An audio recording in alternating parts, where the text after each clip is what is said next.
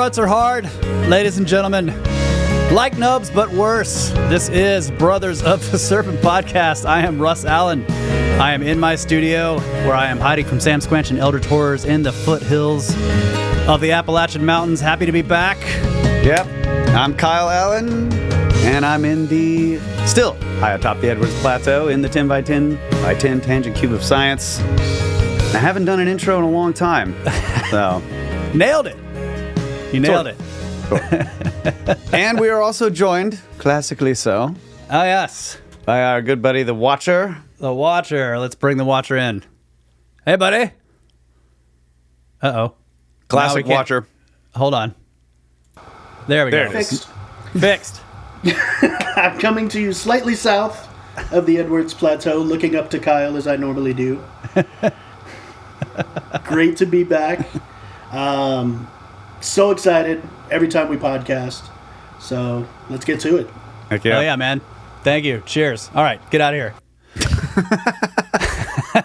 Anyway, the Watcher will be in the background for those of you who aren't familiar with what he does. He hasn't been able to be on the show for a long time recently, but we're trying to bring him back in. So he sits in the background. He's like a Jamie, but better, our Watcher. So you'll sometimes hear us ask him to pull stuff up or to look things up for us, and he just does it on his own. He's constantly pulling things up. And I have hold on, I have another guest. Hey. Oh, the cat? Yeah, come here. Come here. He's never been on the show either. Come here, buddy. Oh. Come here. Look at this gigantic. Oh my gosh. Kitties. You're on the podcast, buddy. Say hi. He's like looking at where am I going to land? Where am I It's landing? like, let me go. Okay, I got to let him out. Otherwise, he'll sit and meow at the door. Okay. Yeah. I can't remember where I put the camera last time. I'll be right back. Okay. Maybe it was over there, but I feel like Russ is way closer than I am. You know, it's these types of things you have to figure out all the time. So we'll move it. Let's see where we're going to go here. I think maybe I had it over here last time.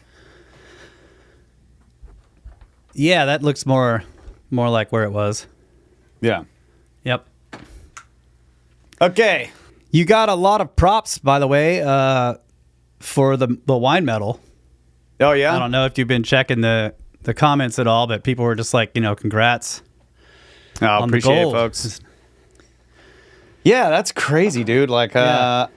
I'm still, I guess, kind of realizing what the deal is here because we're like having meetings and stuff, and they're calling me into like we have just like a why can't I think a marketing meeting, Yeah. and they're like the marketing guys are just like, okay, basically your winery just became famous overnight. It's like, That's oh, awesome. is that what this is? So, but Wow. yeah, it's pretty cool. It's there's a lot going on, bro. And I was like, damn, Russ isn't here. And like, I can't be like, hey, we need to check all the SO2 in the barrels and like all this other stuff. And I'm like, I haven't done that. So yeah, I'm still adapting. Call me in. Call you in? I'll fly out there and bill it to the company. Come on. Yeah. We got to do, yeah. So then the sparkling base from 25 is like, Oh. I'm like, I gotta do that. I gotta bottle Yeah. that. And I was gonna try to do it this week. And then like today I was out fixing a tractor and setting something else up and then doing all that. And I just, nope, didn't get to it. Farming. So we'll see. Farming. We got Pierce's disease in the vineyard. Oh, no. Yeah. We're gonna have to pull up the old Merlot block. Like the old one down in the, what we call the annex. Yeah. We're going to pull that up. Like, it's got a good crop, so I'm going to try to ripen it, but I don't know. If I can't get it ripe, I'll pull it for a rosé or something. Am I coming out there for harvest? Or do you think you're going to be okay without me? I have no idea. Okay. Well, it's like next month. So you got to let me know. It might be in like a week. Oh, shit. It just depends. Like, that's what I was saying, Yeah. like the, I haven't done a fruit sample, but I went out there with the hydrometer. No, not the hydrometer. The what is the thing called that you look through? The prism. That checks the sugar? Yeah. I can't remember. It basically is a spectrometer that checks the sugar levels. Yeah, Watcher. It's like a little prism you look through to check the sugar level of grapes and other things. Refractometer. There it is. Thanks, Watcher. I'll just give him credit. I know he was about to pull it up. But yeah, it was already like some of them were like 18 bricks. I was like, dang. But then there's still some spotty veraison, so there's still some green grapes. Watcher says your acoustic panel back there looks kind of stabby, It is. like a meat tenderizer. Yeah. Yeah, you slam yourself up against it. If you're being too hardcore. The other thing that happened to me recently, and we're going to get into the main topic here soon, but the AC broke on the upper floor of this house. You know, the new house we moved into. So it's like separate systems for downstairs and upstairs. And I've put my office and studio and the master bedroom, everything upstairs, and then the AC broke, so I could not come into the office at all and do any work for like 5 days because it was almost 90 degrees up here. Lame. It was totally lame. You couldn't play any video games either. I couldn't play video games. That's right. Yeah. I'm laying on the floor in the living room, like reading stuff. I couldn't. Anyway, Bummer, dude. did get it fixed. The other thing that I noticed that I wanted to mention, a couple of people are accusing me of getting like accent drift Yeah. from my lovely wife. Oh, really? Yeah. I was about to say that I can tell you've been hanging out with Matt. Because you're like, yeah, so it's separate systems. You just sounded just like Matt. I can hear it. It was Matt saying it. Oh, yeah, it's a separate system. What are you talking about? Yeah, that is Matt. No, they were accusing me of getting accent drift from Elisa, my Ukrainian wife, and I'm like, really? Like I'm starting to sound. I have some Eastern European ways of saying things. It's totally possible. Well, if that was happening, I wouldn't have noticed it because I was around you constantly, Yeah. Since y'all been together. So, Well, if it is happening, it's whatever. It doesn't matter. I do pick up things that people say, yeah. and she says a lot of things that I think are hilarious, so I pick up on it. Yep. I did the same. Yeah. But maybe I was thinking this is an unfair accusation.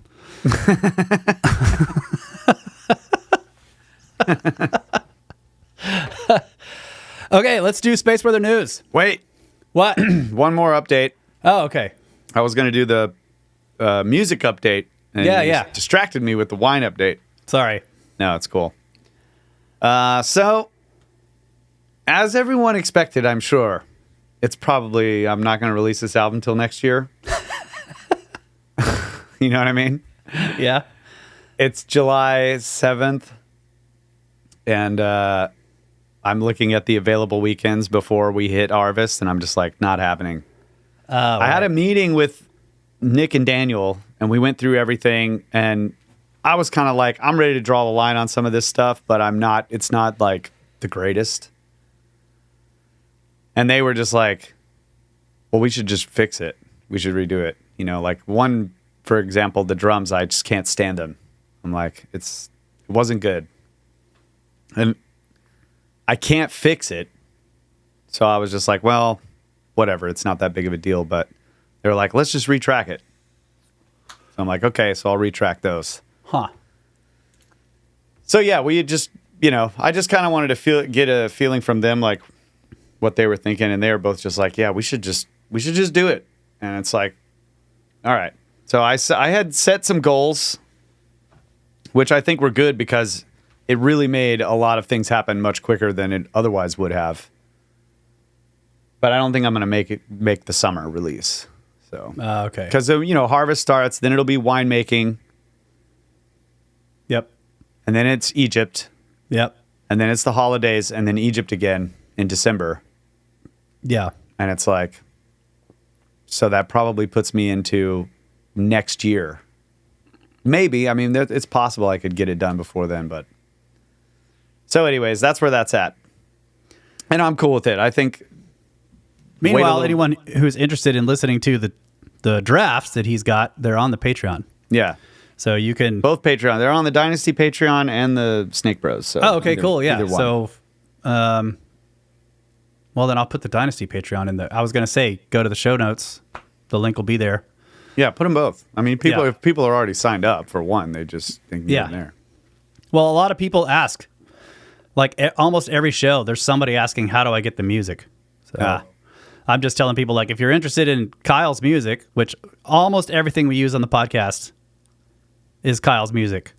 Some of it's from his band. A lot of it's other projects that he's messed with. The bumper tunes are not published as an album anywhere, but a lot of them are on the Snake Bros Patreon.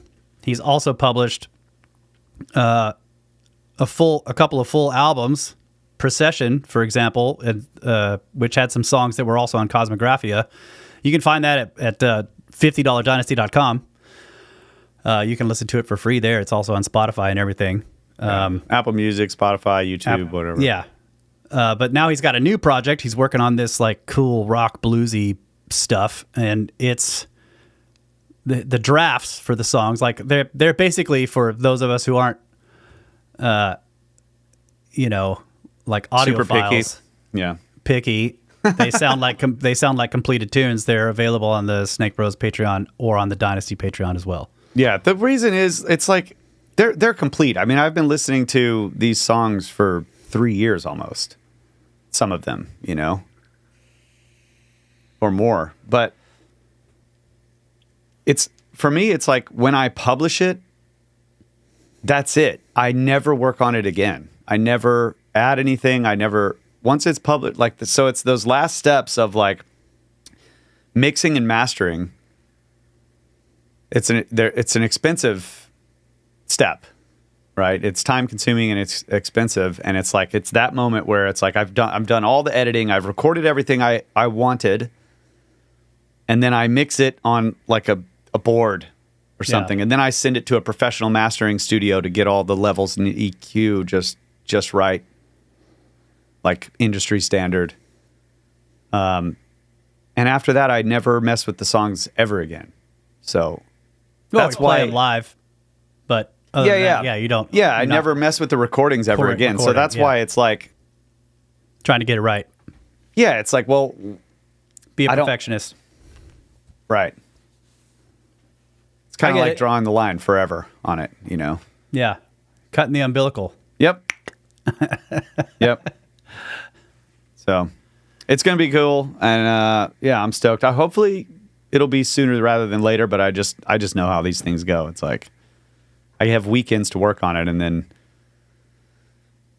something always comes up, holidays, birthdays, anniversaries, all those things. And then you're like, well, didn't get to work on it very much this weekend.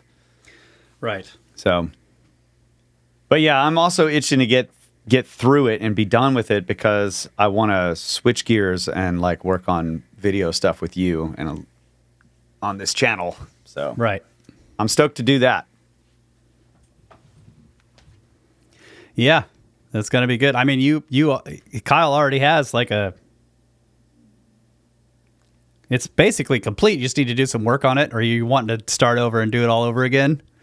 Oh, what, the pyramids one? Yeah. No, I don't think so. I watched it again. Like I did the whole pyramids presentation. We did it on the show. Yeah. But I also did it as more of a recorded video, and I wanted to put a lot of footage in there. And it was like a year after I did all that research. Yeah. So it was like 2 hours long. It's like a 2-hour monologue. Yeah. So I was like, dang, I need to cut some of that out. And, but yeah, just need some editing. I would like to put more. I got a lot of video footage for it the last time I went to Egypt. Really good stuff. So Yeah. I, just need to go through it and put it all in You there. need to upload that stuff, by the way. I need your Great Pyramid footage. I know that's another thing, man. I got to go through the hard drive and upload everything. I'm about to build or Matt and I are going to build a basically a local FTP server just put in the basement. Nice. That way we can take the other one down. It's expensive. Yeah. So I'll have one here. This place has a fantastic internet connection. It should be fine. Awesome. Yeah. Sweet. And then we could just use it as a complete backup of everybody's stuff. 9 years, bins, whatever. That'll be great. Yeah. Yeah. That's fun. Like just all the stuff we're doing here, all the upgrades and getting everything situated. Like I keep saying this, like I feel like we're nearing the end. Most boxes are unpacked, but now it's like arranging everything and, anyway, it's, Yeah. it's a lot of work. Then there's been, I bet. there's been like maintenance on the house too. So we've been working on drainage and just other stuff. And then of course the AC broke. We got to do some gutter work. And I've never seen this before. There is on one side of the house, on the peak at the top, there's what looks like a giant grapevine. Yeah. Along the roof, hanging down. It's huge. Completely covering the windows on that side of the house. It has no roots in the ground. There's no roots. It does not come down to the ground anymore. Is it like mistletoe or something? I don't know. Well, some of the locals are just like, oh yeah, it's got roots going down through the concrete block there, getting into the dirt. Like, Dang. so they're basically saying it's growing up out of the dirt inside of the holes in the concrete block that make up the outer wall of the house, and it's grown up and coming out of the siding up there. Anyways, we're like, we got to tear that thing down. Here's what you should do. There's this really great product. It's called glyphosate. Glyphosate, yeah. And get a paint can. No. Get just a paint can. Make like a 50% solution. Go up there on a ladder and a paintbrush and just paint it onto the leaves. Just brush it on a little bit. Yeah. And then wait a few days and then see, is there still more green or did it all die? And then just go back up there and just paint some more. It's systemic, so it'll go down into the root. It'll kill the roots. It all the way down, yeah. Yeah. Yeah, we got to get rid of it. It's obviously that's going to be bad for the house. It's in the attic space. Which it's making get a hazmat suit. Entryways into the house for bugs and stuff. What? Get a hazmat suit. Yeah. And go brush on the glyphosate. Oh yeah. That'll be fun. Big ag over here. Trust me. Great product. It works. Okay. By the way, do you have news stories? You were like doing your science news. I was supposed to do the science news. I totally forgot. let me do space weather and you can look and see if you got science news. Okay. He does. No, I was just thinking about this button. Here we go. Space weather news. Ladies and gentlemen, from spaceweather.com. Actually, I talked to Kyle, like, do we keep doing this? Because the way our publishing schedule goes right now, I'm reading Space Weather News, for example, this one, July 8th. You guys won't hear it for maybe, a couple of days, 5 days, whatever, when it gets published. So it's like, is it worth it? But Kyle's like, yes, because we're still getting sun weather news. And over time, you kind of build up an idea of how the sun works. And I think that was a good point. So you're getting space weather news for July 8th. There is a potentially dangerous sunspot. New sunspot AR4482 is turning towards Earth. Just a few days ago, it produced an X1.3 class solar flare and appears capable of doing so again. NOAA analysts estimate a 55% chance of M-class flares and a 10% chance of X-class flares on July 7th. It did... let's see. Sunspot 442 is performing as expected on July 7th, which is today. It exploded and hurled a 1,000,000-kilometer loop of plasma into space.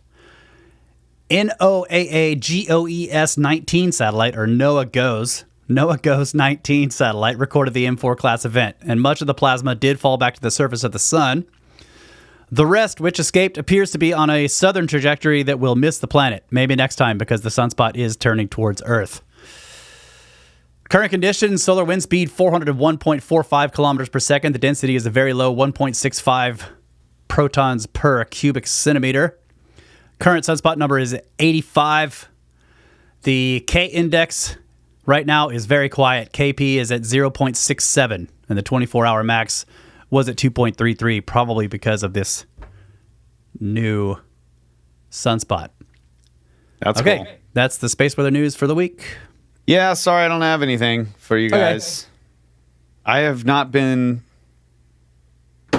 scrolling social media for the past week. It's been crazy busy, dude. Holy crap. Yeah. Watcher is asking if the house is a planter. Yeah, apparently it's acting as a planter for this vine that's trying to take over the side of the house.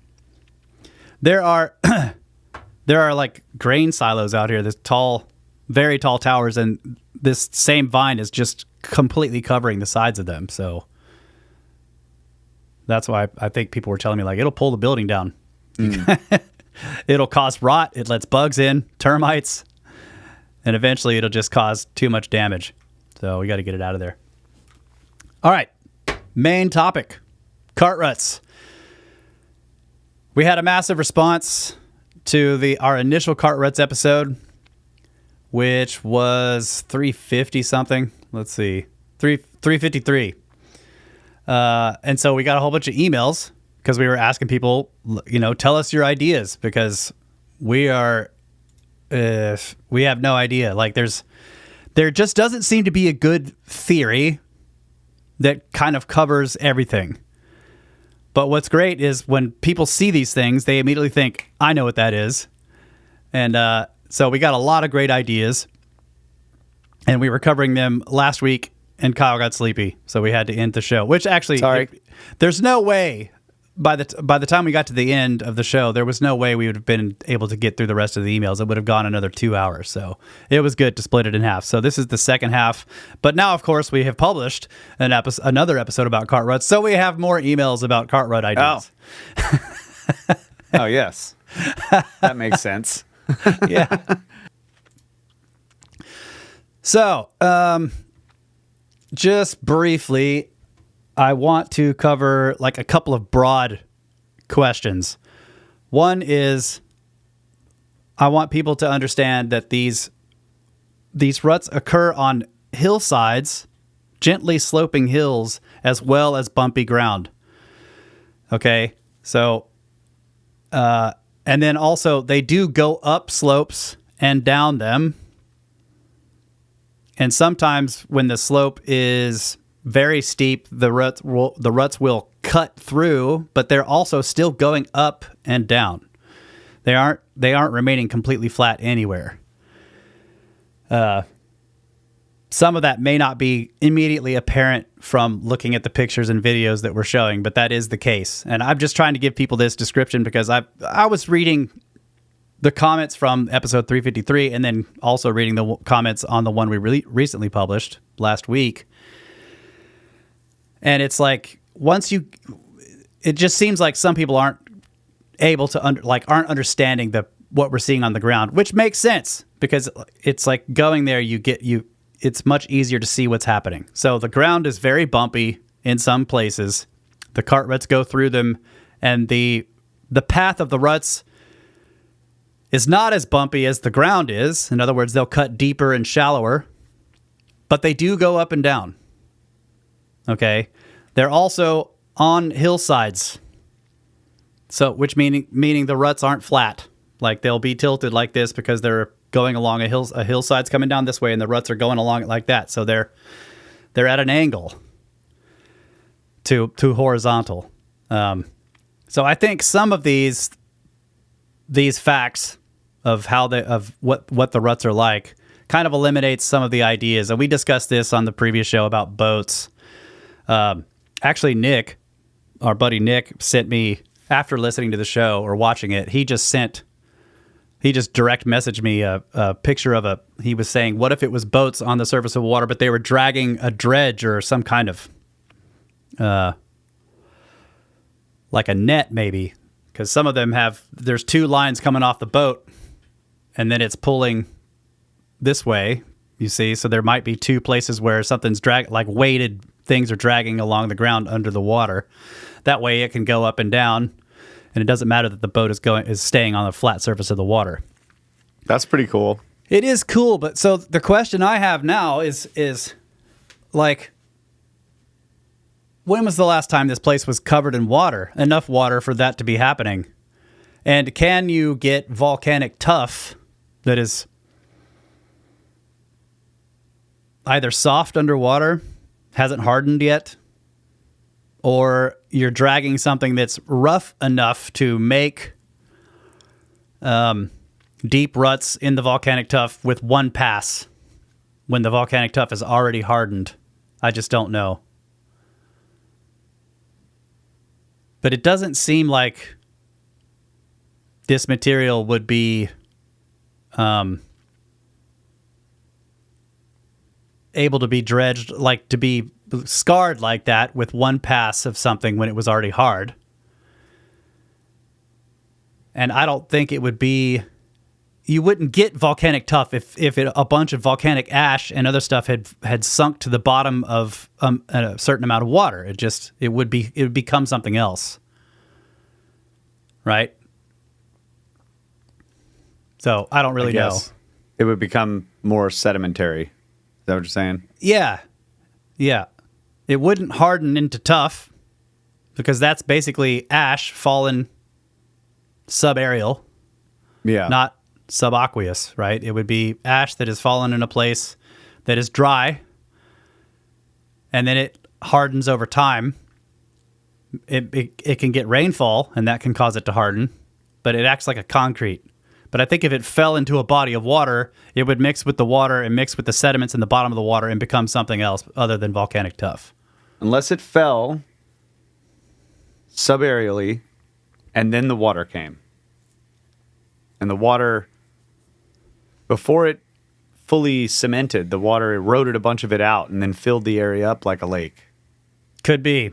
And then everybody brought out their boats because they had boats, clearly. Yeah. When the water showed up. The other thing that quite a few people have mentioned, and actually, Bruce, our buddy Bruce Wayne. What's up, Bruce? Bruce mentioned this too.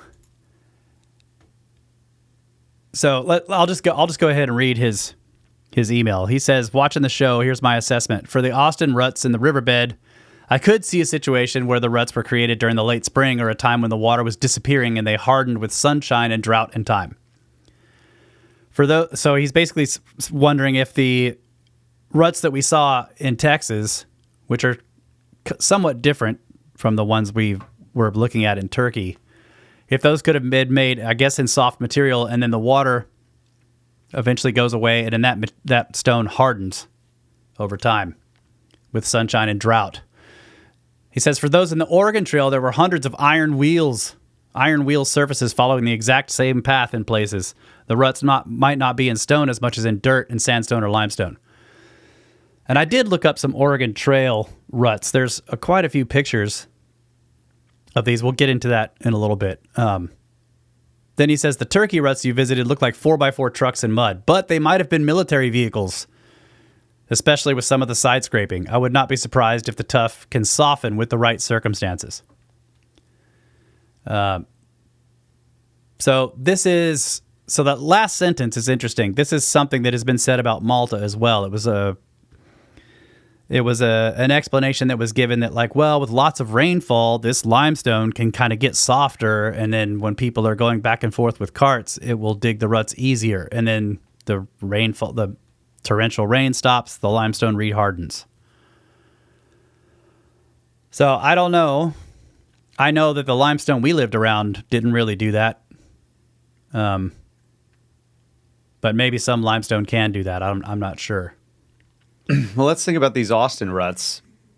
So one thing that could have happened... Let's see if I can find pictures is before the ruts were made, let's say there was a major flood. Uh-huh. And that flood scraped away a layer of limestone and exposed a softer bed.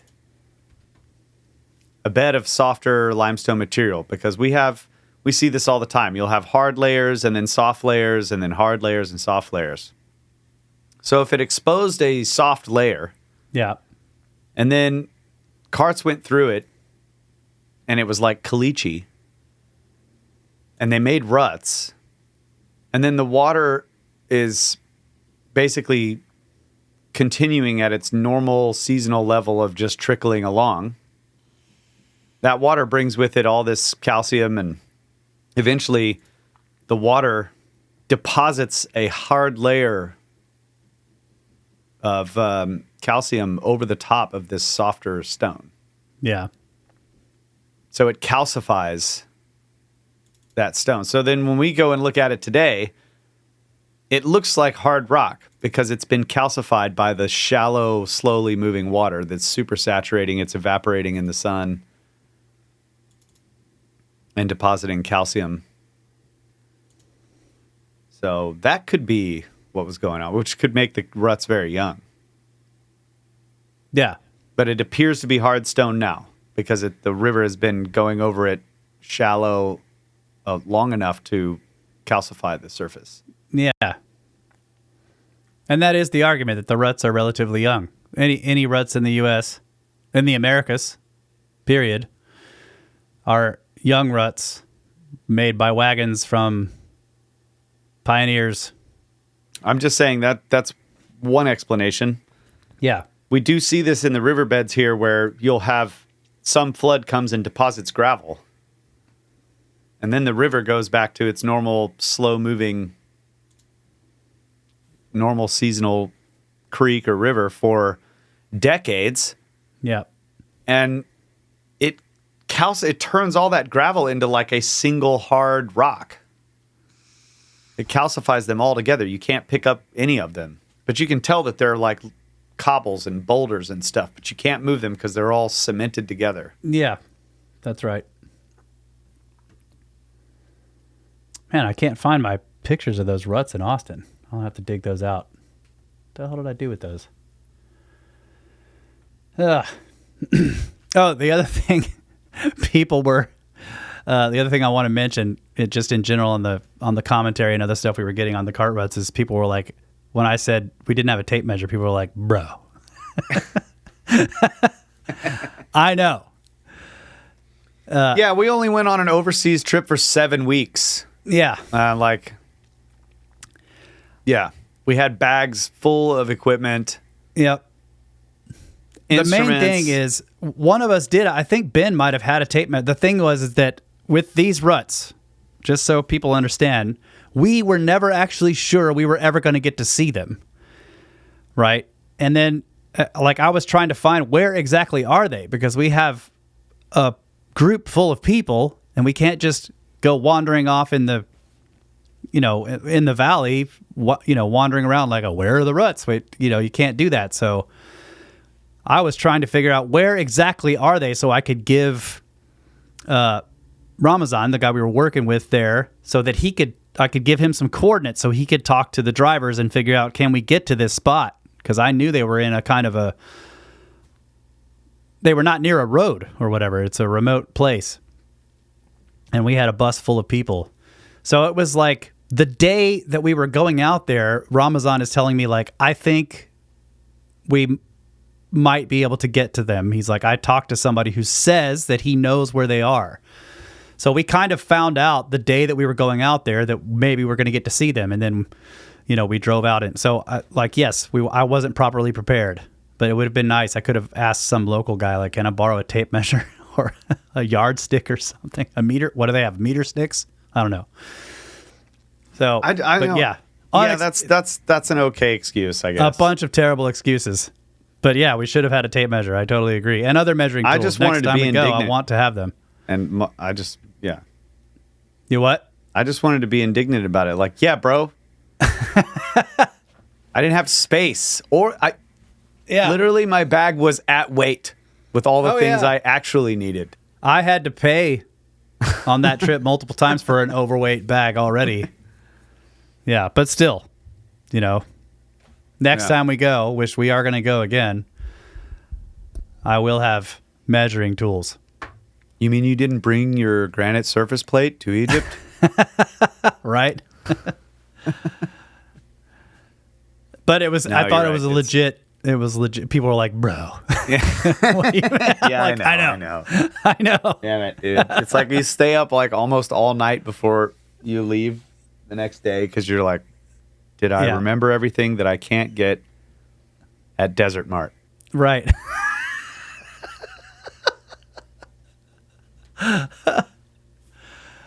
Okay, so Watcher's saying some stuff here. Let's see. Calcium carbonate solubility drops as water temperatures rise. During the warm summer months, sun-heated surface layers often experience a spike in precipitation. So if you had a volcanic explosion that drops the ash and flash boils the water, you could get both rapidly. The other thing that people were suggesting just in general was maybe the answer is that we have that the age that has been given of this ash fall that made the tuff is just wrong. If it happened far more recently within the human time span so that people could be moving through it while it was soft after it had fallen, after it had fallen and cooled, but before it had hardened into stone, then maybe that would make the answer easier. Maybe. Maybe. But again, it would be... The other problem is the lack of other marks, that you would normally associate with cart ruts. Like, yeah, if we bring it up to something more recent, then we're literally, where are the animal tracks? Like, that's what I'm saying. It's exactly. Where are the animal tracks or the people tracks? If it was people dragging a cart, where are their footprints? Yeah. So I don't know. I mean, it's weird because the locals around here, if you, like the Ninehoffers. Yeah. They know what's been going on in that creek. Yeah. For the last 100 years. Yeah. Yeah. It just seemed, if somebody had come and made some really strange marks with some machine in the last 100 years, they would be like, oh yeah, that's, this family had these dozers. They tried to change the course of the river over here. They would have some knowledge of what it was, but it's like, it seems like the locals, if it was something recent, they should just know what it is. Like, they would know. Yeah, I think I was suggesting recent as in within the last 300,000 years. I'm going with... I'm just 10 million. Yeah. I'm just basing this off of, the idea of the standard model that's like, oh, yeah, it was made by, military vehicles recently. Oh, yeah. I don't think military vehicle... That's the other thing with Bruce's point. Military vehicles are going to be 2 axles minimum, and tracked vehicles can't leave that kind of mark because the tracks do not articulate. So any turn, you're going to get the rut should get really wide. Right. And they don't. They go through turns and they stay the same width visually. Obviously, didn't have a tape measure. Sorry. So but I would say that in general, you can look at it and say if it is widening or narrowing, it's not very obvious that it's doing it. I tell you what, bro, we're going to measure it right now. Go ahead. Watcher's asking, is there any local stories that attempt to explain them? The locals told us, now I have to say, they told us this by way of Ramazan. So Ramazan was asking our questions to them, and they were responding to him, and he was translating it, that they say that they think they were for irrigation. Yeah, that makes 0 sense. It just doesn't make any sense at all. It's not irrigation. They're like, oh yeah, they're irrigation. Which means they don't know. Right, they don't know. They're making guesses. They didn't say they know who made them or when they were made. Yeah, they weren't like, yeah, the Johnsonites made those for irrigation. No. They definitely don't work for irrigation. All right. Well, thanks, Bruce, for that email. Yeah. Okay. You gonna look for something, or do I pull up the next email? No, do the email. I was gonna get because I've got some scans, and I was just gonna put them in Blender, and we can just measure them. Okay. Oh yeah, you scanned them. We should be looking at the scans too. I did want to show real quick. I have this. I've shown it before on the older episode 353, but I will pull this one up because let's see, turkey cart ruts. This one I flew the drone kind of around the surrounding landscape looking for more ruts besides the ones we were looking at. So let me share this real quick. Right here. Okay. So I'm flying the drone away from the spot we were standing. Now there you can see the kind of a flood wall, or it's not really a dam, but it does seem to be meant to keep floodwaters from flowing down this valley here and running through the farm fields and into the town that's down here at the bottom. So they've built some kind of retaining wall or like a stop here for this, because this is obviously a path for water. It's just dry most of the time. But look out here, and the drone will get closer. Look at the ruts. They're up here. So you can see that they're going up and down hills. This one is going down pretty steeply, actually. It is interesting that they pass through this bulge in the tuff, and then when the bulge goes away, they almost disappear, and then they reappear here. Like, that is interesting. Why wouldn't they continue to be made down in this spot when they're being made so deeply right here? I do think this is very interesting. And then there's more sets going up here, and you can see it again. They're made very deeply right here. They're almost invisible in the little dip, and then they're made deeply again here. This is weird. It doesn't always do this, but in some spots we do see it. It kind of looks like it's vanishing in the water flow areas. So yeah, like it's getting erased by water flow. Yeah. Yep. I agree with that possibility. Which means that, like, again, these are just disappearing. So, like, they were much more prominent, and they're slowly disappearing from erosion. Yeah. So they may have been far more. There may have been far more information here that is just almost completely lost. They may have been much deeper. Here, this is interesting. There's a couple of converging sets. There's a set right here they're curving together, and then there's these multiple sets here. And then they just vanish. And I can't tell, as the drone flies over, I couldn't tell if these marks are actually the ruts continuing or if this is something else. But they definitely disappear into this spot, and this spot has sand, gravel, and then kind of looks more like animal trails, like I agree. Like livestock. Yeah. But the question is are there ruts under this loose material? They're just filled in. But watch as the drone continues to fly. So here's more sets coming up out of the valleys there, the little gullies. So this is a question I had. Let me back it up a bit.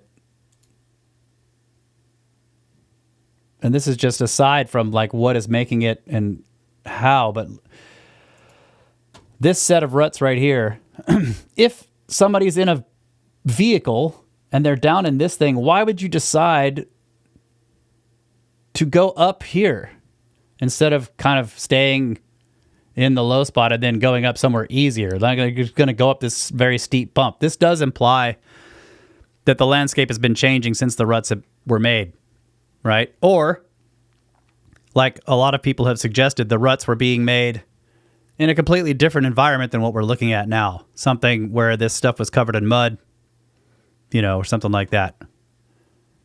I do think it's an interesting question.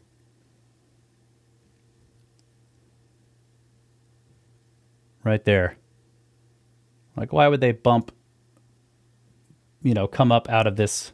Yeah. This is a pretty steep thing here. It's just really strange. And then it makes some deep ruts kind of curving along the side here, and then they almost fade away as it goes. So, like, I think Kyle's right that they're being eroded.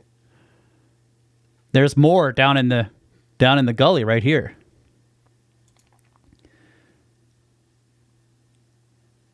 Yeah. Anyway, there's just, as you go, this was the thing that kept happening to us while we were there. I'll stop the share. As you go along, you keep seeing new features that make you just like, okay, throw out every idea I just had, because that doesn't make sense with this idea. Yeah. Okay.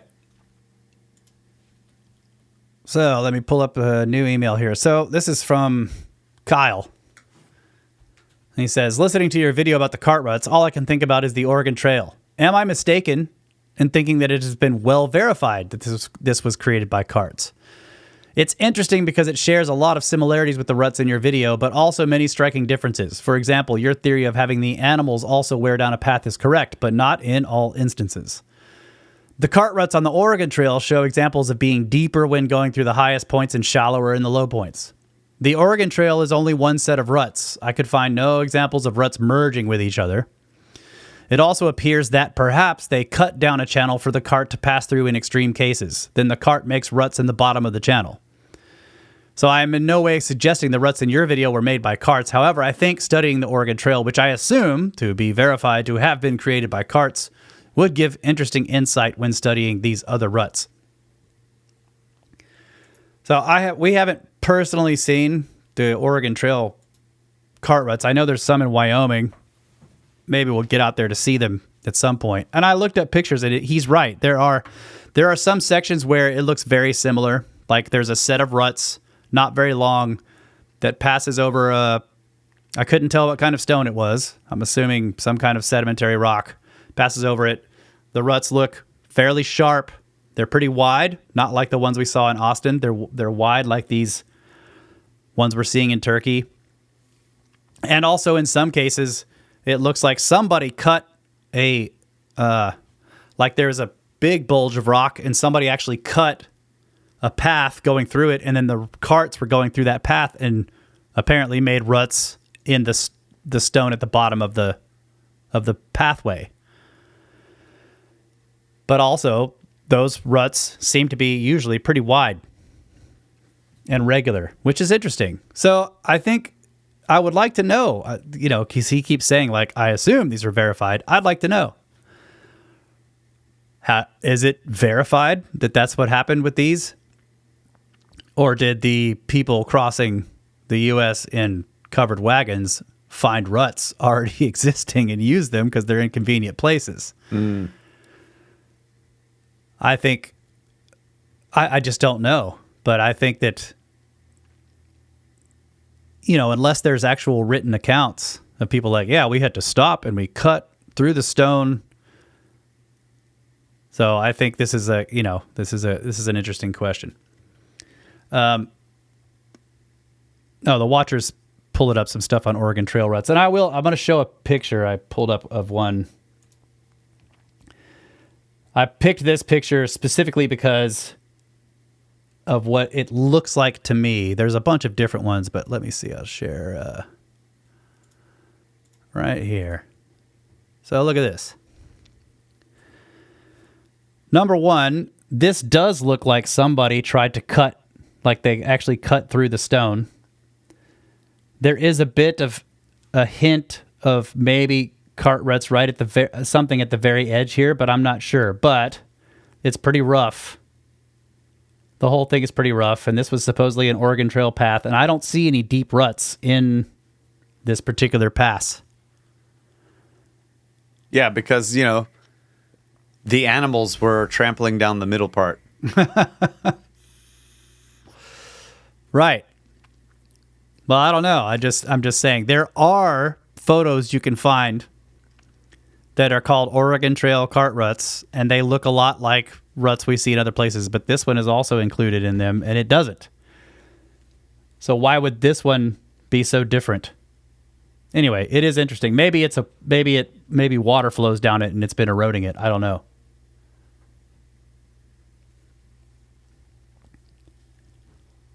But there was a spot in Turkey that looked somewhat similar to this that had ruts at the bottom of it. But it does look like this was cut by somebody. Carved out.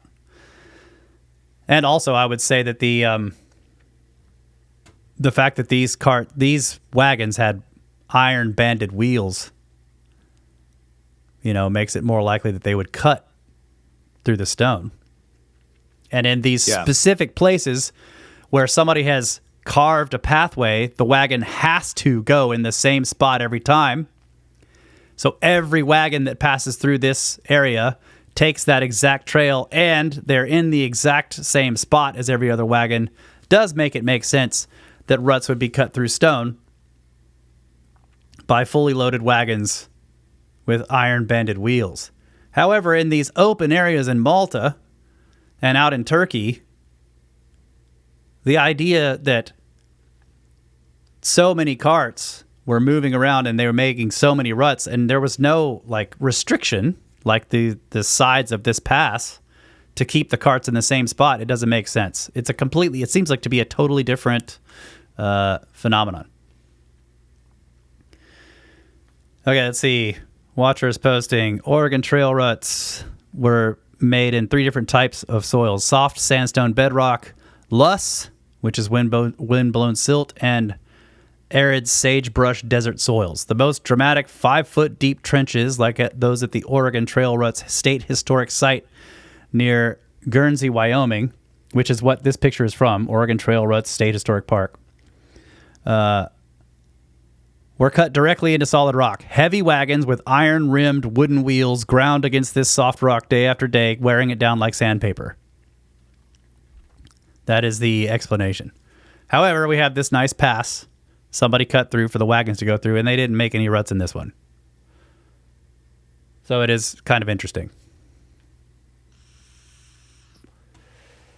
Okay. Let me stop the share on that. All right, next email. For some reason, 90% of my scans on Polycam are not available.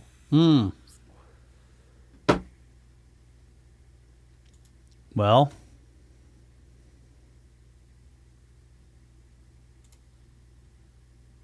that's a bummer. Yeah. Did you lose your subscription or something? Let's see. No, I canceled the subscription. Yeah, aren't those scans are in the cloud?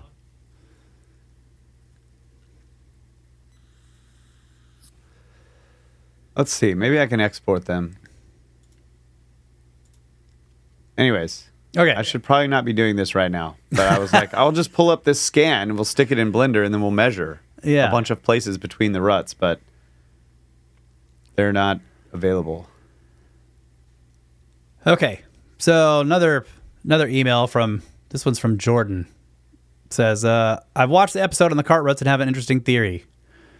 And then he gives some bullet points. Climatic shifts. Many regions with cart ruts were subject to glacial or subglacial conditions in the late Pleistocene or early Holocene, which could support the presence of ice or snow. Sleds were common. Sled technology predates the wheel in many regions, and sleds were used even in non-snowy areas by being dragged over lubricated surfaces like logs or water. Erosion patterns, friction from repeated contact over icy surfaces combined with freeze-thaw weathering could slowly carve into soft limestone or other bedrock. And then inexplicable depth. Some cart ruts are so deep that they seem inconsistent with normal wheeled traffic. A sled being dragged with load-bearing runners might provide a better fit. Thank you. Hope this helps. So the problem with sleds is the same as the problem with tracked vehicles. The sleds won't go around the turns in the ruts. I mean, if you have a sled with a runner of any appreciable length, it'll just get jammed in even the nice, slow, gentle turns that the ruts make. So yeah. I don't know. It seems to me like that idea doesn't work.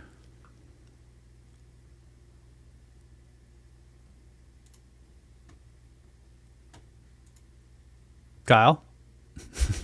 Yeah, I agree. We talked about sleds last time. I mean, it's the same deal. Yeah. Okay. All right. But So you brought up this dragging thing, like you have two poles and you're just dragging them yeah. like that. But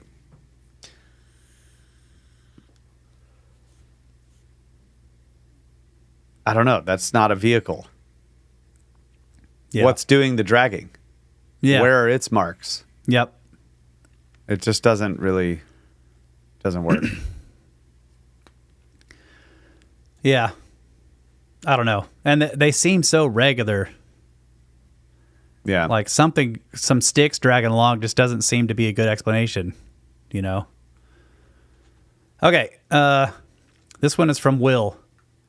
He says, all right, boys, here's a half-baked cart rut idea from Magnolia, Texas.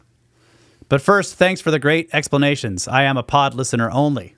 So this is the first time I understood why you're so enthralled with these ruts. I heard you bring them up many times, but I never got hooked until now.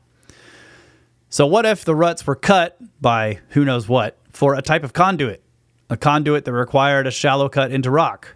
If it was electric-ish, you have a positive and negative for coming and going. Or clean water, gray water. Where the ruts split apart and disappear, you got a cul-de-sac. Haha.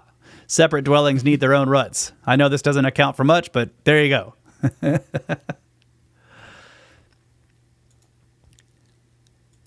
I don't know. I don't think it could be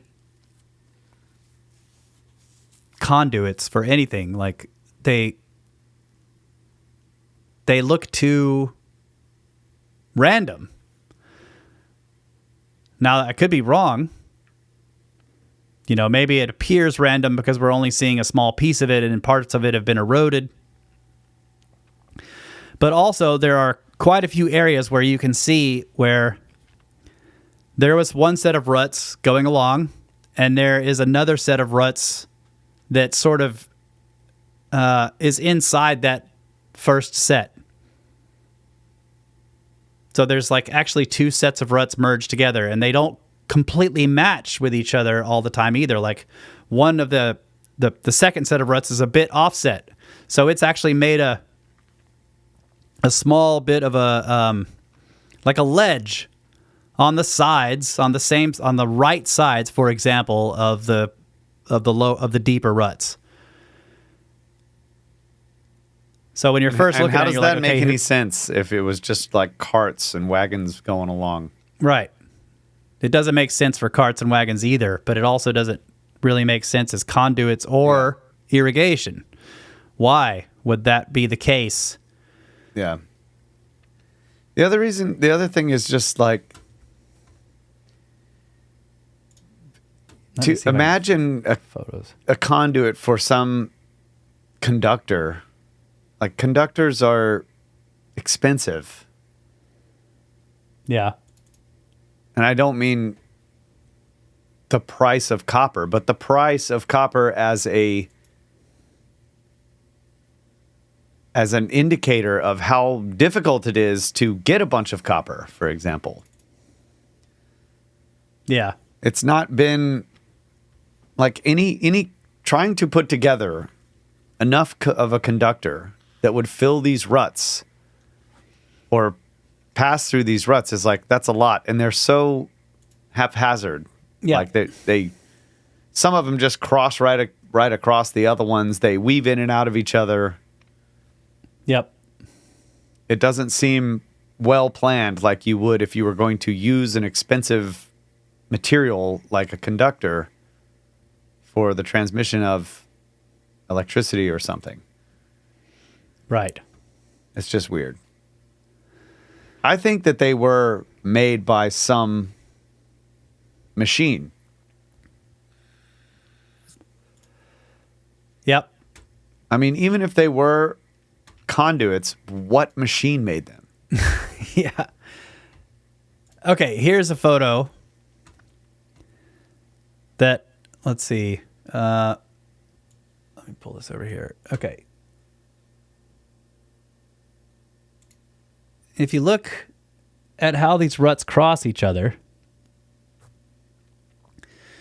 you can see that like there's an obvious set going this way, but look how this part right here Now, if you're just listening, this is going to be difficult to describe, but you can see that this rut, this deeper set is going here, but it crosses a shallower set of ruts right here. And then there's another set up here that are shallower as well that they come across and they sort of disappear.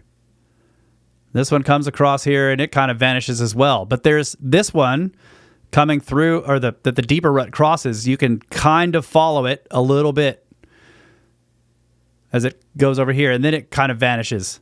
Then this deeper rut also comes along here. But then there's this. What is this? Right? It appears to be the remnants of a previous rut set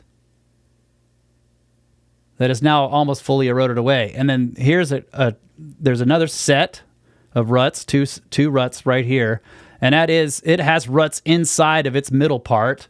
And then it crosses another deep set over there. It doesn't make sense as irrigation or as conduits for anything because of the differing depth and the fact that they cross over each other sort of randomly all over the place. It really doesn't make any sense for anything except people driving vehicles in a kind of a random way over the landscape. That's the only thing that makes sense, except that every time we've tried to come up with a vehicle explanation, those don't really work either, because it would have to be a single axle vehicle with relatively and then because of the way wide wheels, exactly. They need wide wheels. And then because of the way the ruts turn in some places, the wheels can't have too large of a diameter because they would get jammed in the ruts, right? Or there would be, the ruts would widen in the places where the wheels are turning.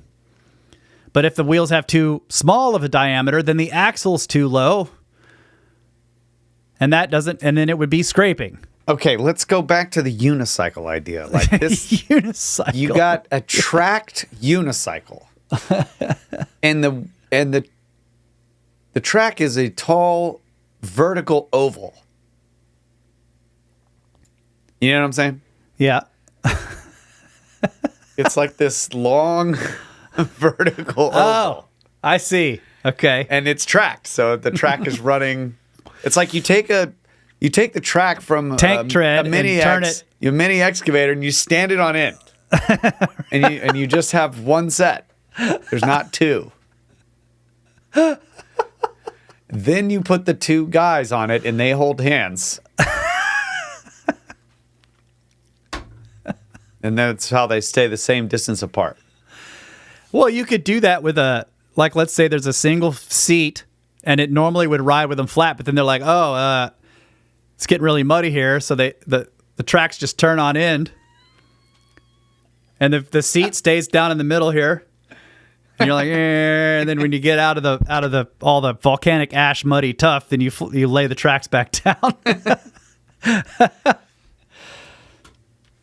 This is why we laugh and joke about the Anunnaki segways. It has to be a self-powered, single axle, wheeled or tracked vehicle, of some kind. Yeah, dude. And you just stand on the thing and lean forward. It's like, what? The big muscular bird guys, like holding a lion. Yeah. And a ram in the other arm, and he's just standing on the Segway like, yeah. Exactly. through the volcanic tuff. And it's got spiked wheels. Yeah. They have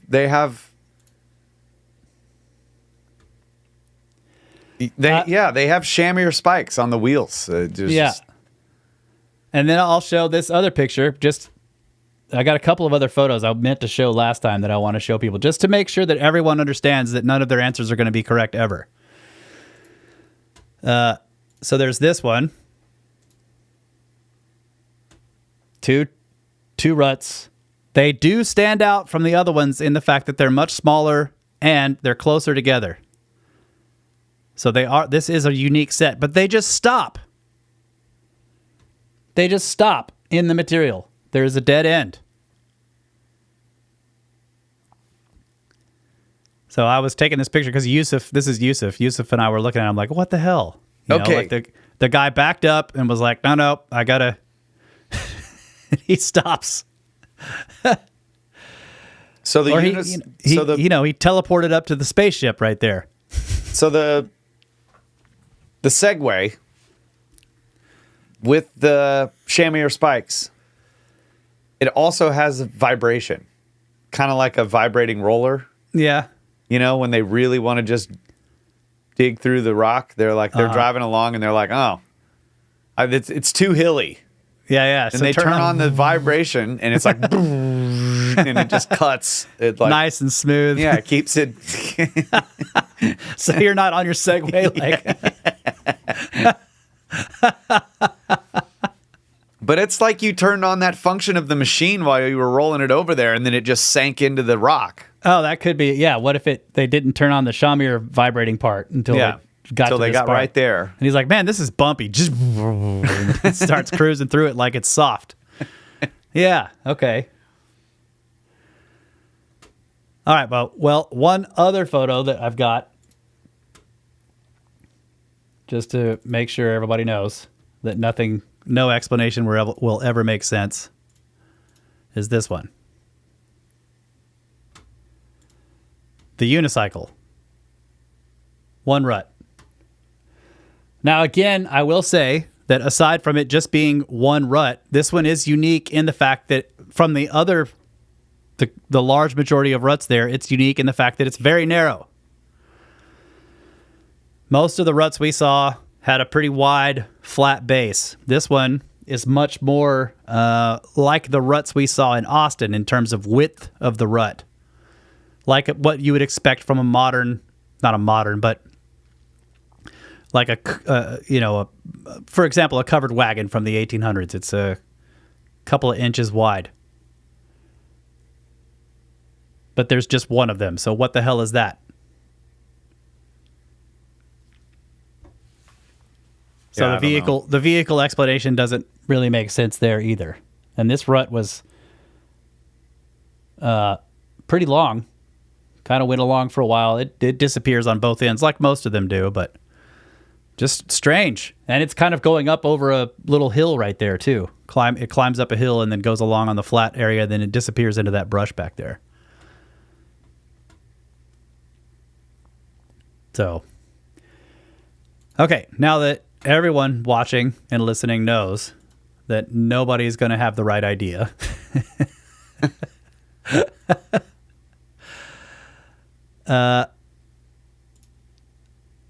Okay, let's see. Who's the next email here?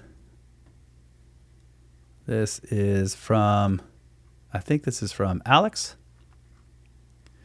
Okay, this is actually a pretty interesting idea. So he says, Cartwright theory, why theory, not how. So assuming these people had the chamois, I have a potential why. Okay, so we start from the why. Oh, this is Dead Goat. Okay, what's up, buddy? Dead Goat from the Discord. He says, a different perspective to look at the Cartwrights came to me while filming land regenerative agricultural work in northern Western Australia. There was this one guy who is rehydrating the land in red dirt desert country by driving his 10-ton front-end loader around the landscape with two big ripping tines attached to either side of the bucket. He has range of motion, power to bust through hard-packed dirt, which is basically red concrete earth. Both rip marks are very consistent and level in relation to each other because of the wide footprint of the four fairly stable loader wheels. He also keeps a spirit level on the windscreen of the loader, so as soon as the land starts to drop to the left or right, he turns the loader to stay completely level with the landscape. His reasoning for doing this is there is 6 inches of this hard crust, so therefore when the rain comes, it lands in trenches and stays there soaking into the earth, whereas previously, and over 70% of Australia, when it pours, the rain hits the ground and goes sideways, taking everything with it. Debris, seeds, topsoil, homes, bridges, you name it. So as for the Cartwrights, let's say your town keeps getting hit with floods washing down from the Rocky Hills. So you grab a couple of chamois, strap them to either side of your donkey, and let loose. There's a few big holes or ruts in this theory, though. They do not seem to be on the level contour, but the fact that they are carved level through the small hills suggests to me that it's not a perfect method for water retention, but it may still somehow slow the tons of water moving down the rocky hill that could potentially flood and wipe out a town, perhaps on the perpendicular direction to the ruts. To my knowledge, we don't have cart ruts in Australia, so I haven't seen any in person to check the surrounding landscape or known ancient settlements, but Russ, your drone shot showed this area was on a flood valley, which now has a dam wall built at the bottom before it hits that town, so this idea could be an interesting channel to groove down. Till next time, Snikes. And he's attached an image. Let's see if I can pull this up. A couple of images here. So yeah, I do like this just because it's not wheels in the mud or something like that. There is a machine Yeah. that is cutting these ruts. So what's driving the machine is outside of the ruts. So here's the picture of this guy's equipment, right? So he's driving it along, and he's got these tines at the bottom of the front end loader here.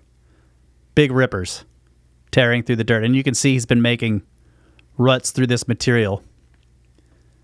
And then this is a aerial photo of what his work looks like. Aha. Very interesting. And I like the idea. I didn't that even know you could get a job making cart ruts. Yeah. That's cool. Of course, in Australia, Of course. people do this for a job. But this is a really unique and interesting idea. I like this.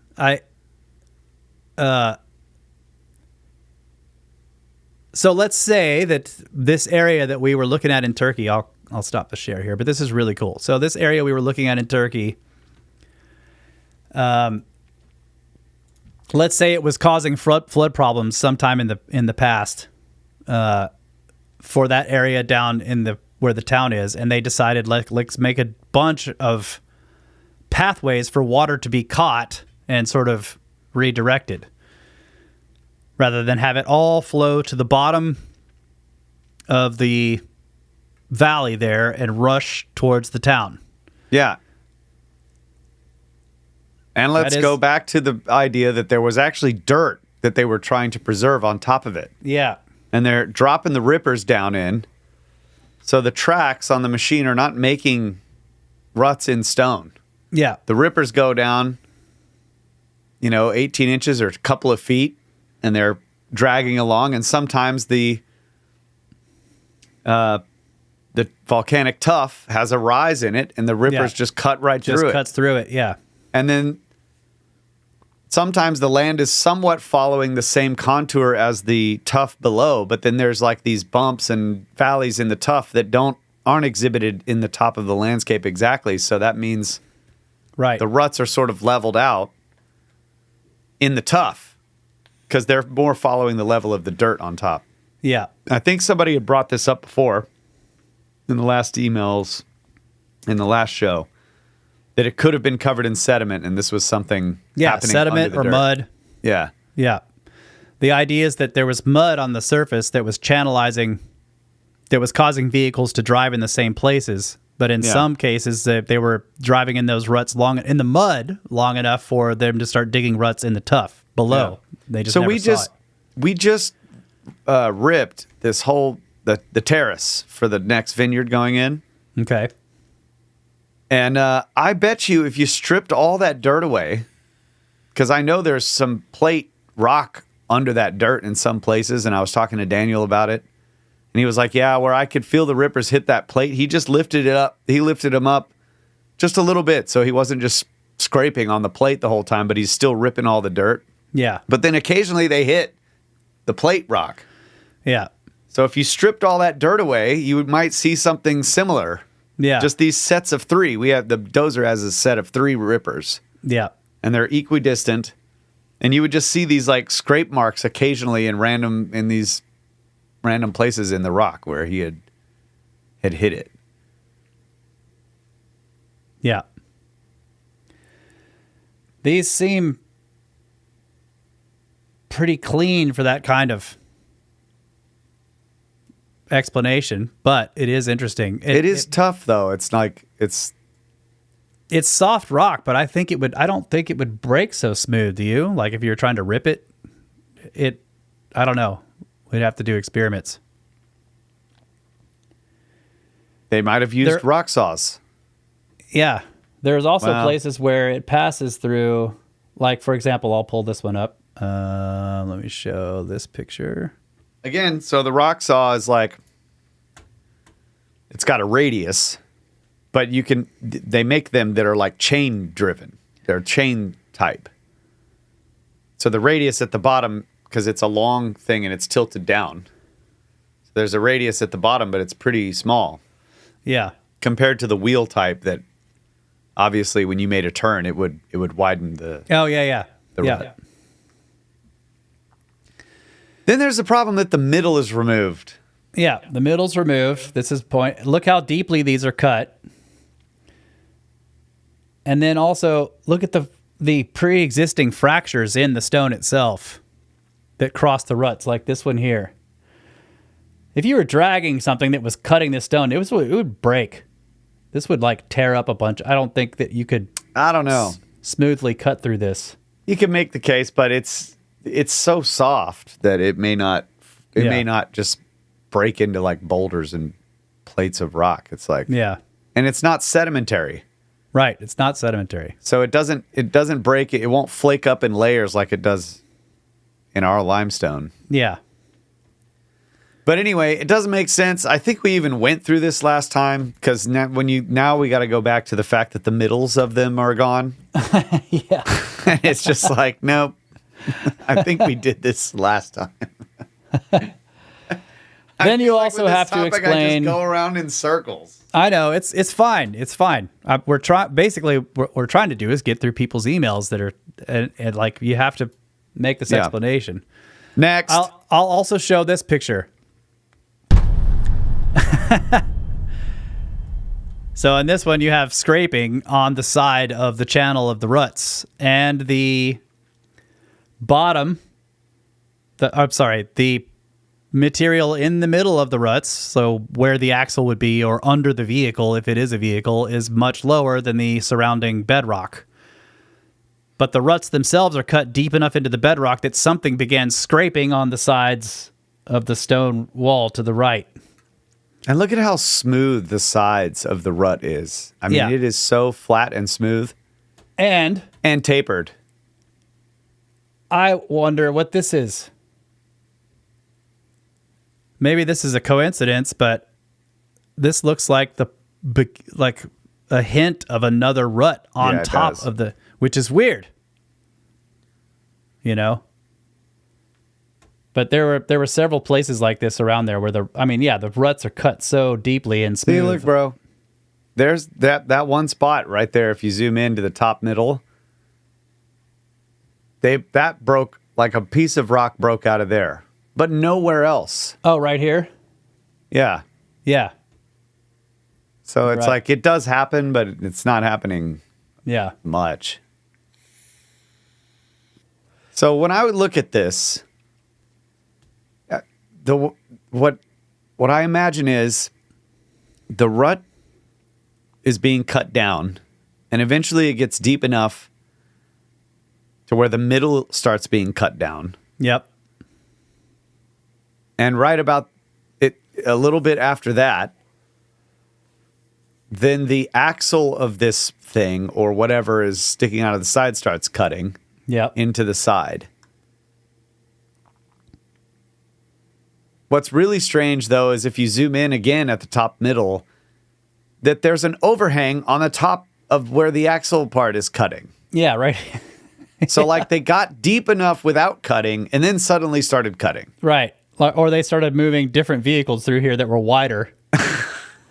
Because it's got scrapes on this side both as well. They're sides. harder to see because of the shadow. But Yeah, this and you can see that, like, that cut for a while and so long that even started cutting downward. right. It was cutting up here initially, and then it started to work its way down. Yeah. So whatever these vehicles are, they are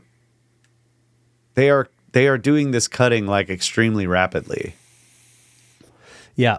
It seems like, because you're making like a single striation, and then the next one makes a striation a little bit lower. Yeah. Yeah. It's really weird. And even with all that, look how flat the bottoms of the ruts are, and how sharp. And then this takes some turns. Look at this turn. Mm-hmm. How's it making that turn if this is the axle of the wheel?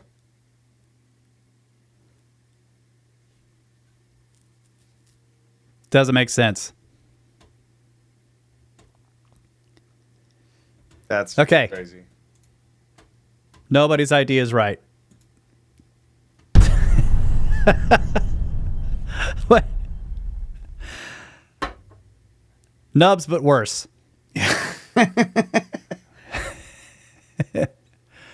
Okay, let me make sure I'm in the right. Okay. Okay, this one is kind of long, but I do want to go through this. It's interesting how he breaks this down. So this is from, let's see, The Watchman. Not The Watcher, but The Watchman. He says, it's Phrygian cart ruts theory 1A and 1B. Okay, so this preliminary note says, rough draft. Serpent Brothers. I'll try explaining this growing theory by using bullet points. First, some background and context. Ancient Phrygia, modern-day Turkey, has various theories regarding its origin. Herodotus states that the area was populated by a people migrating from the Balkans to Anatolia, while another theory says that the Phrygians originated from the Mediterranean Sea people. A stele dating from the reign of Ramses II describes their multitude and formidable, quote, warships, unquote. According to Wikipedia, Phrygia was an important node in the Persian Royal Road trade route, as well as being a mostly Greek-speaking ally of Troy. Later, Phrygia would be invaded by the Cimmerians while under the rule of King Midas, then Alexander, the Romans, and even the Gauls.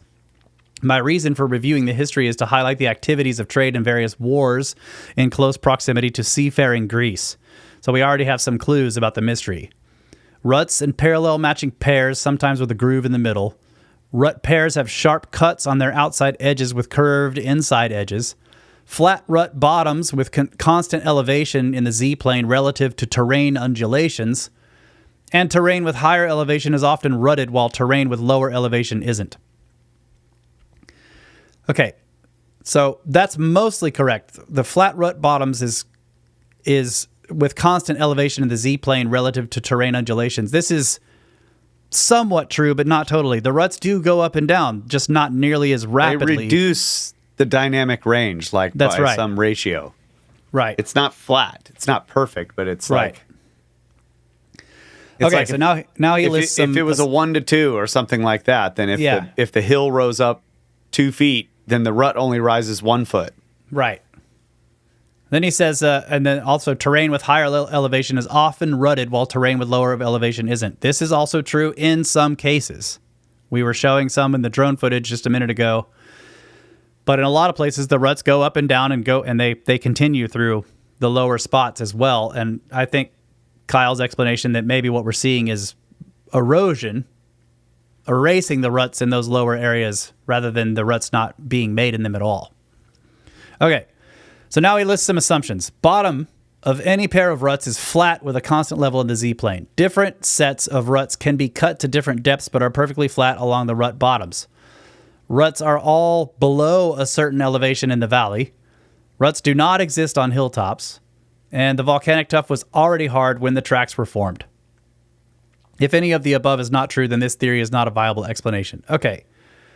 Well, we'll keep going through it, but they're not in a constant level in the Z-plane. In other words, they're not... If what you're saying is the ruts, the bottoms of the ruts don't go up and down, that's not true.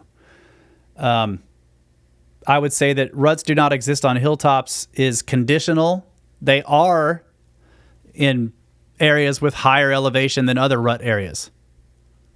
Right? In other words, you can find some ruts that are down lower and some that are up higher. But we didn't see any on hilltops, but the only like hills nearby were sort of big buttes. Other than that, it was sort of low.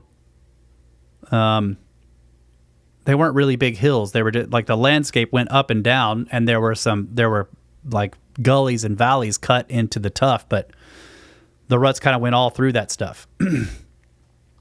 Okay, so now he says carts and rigid frame tracking vehicles. The horse-drawn cart theory has already been ruled out. It is not a practical explanation and fails logic tests.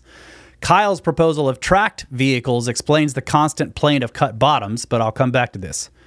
So let's consider the same area with a wetter climate, perhaps some crustal subsidence and more rain, i.e. a river that once ran through it.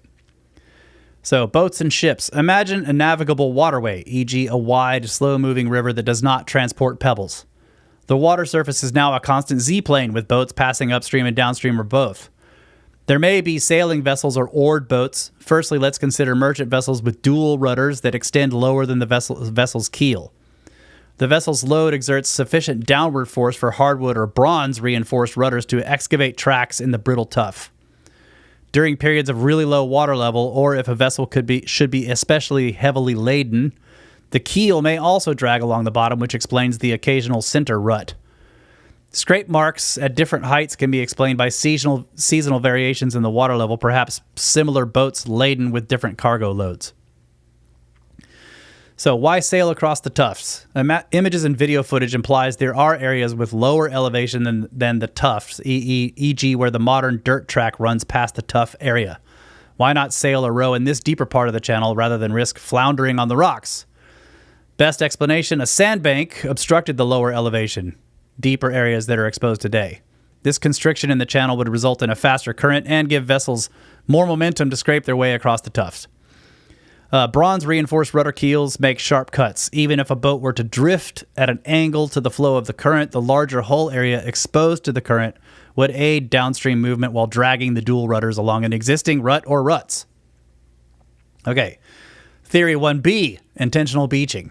He says, I didn't know this prior to exploring this topic, but it was customary in ancient Greece for a crew to beach its trireme overnight.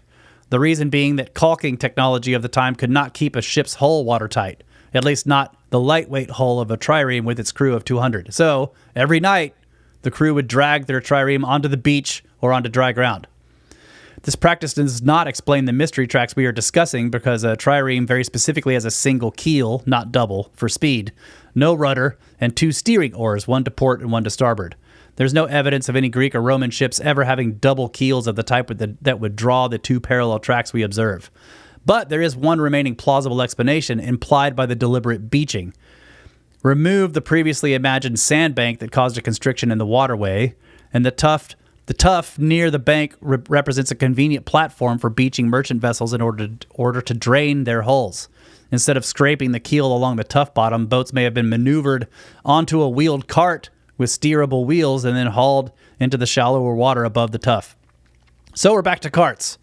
But now with 2 steerable axles, a rigid frame, and a known historic activity, beaching, executed with ropes from the water's edge. Yes, it requires a waterway, and yes, it doesn't solve the mystery, but it's a better explanation than horse carts on dry land. For me, anyway, I can't unsee it. Regards, the Watchman. Wait a minute, man. Are you saying the Greeks had bad cock?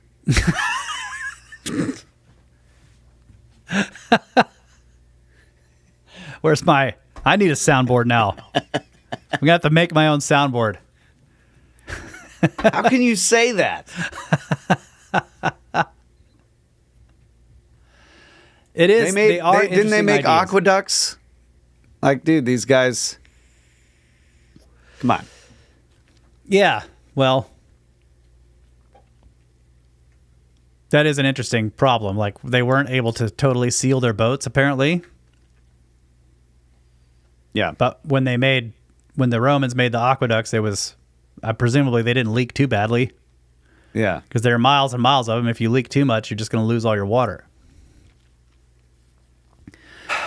Anyway, we did go through the water thing last time, and yeah, I mean... Yeah, so I did explain when we started the previous episode, that all of these fell into like 5 categories. One was basically people were saying boats and water. Another category was people saying tracks or carts or sleds or something, but they were moving through a unique material like ice or snow or mud. There was another one that I just categorized as Anunnaki segways. It's people just like, it's totally a Shamir tool, whatever.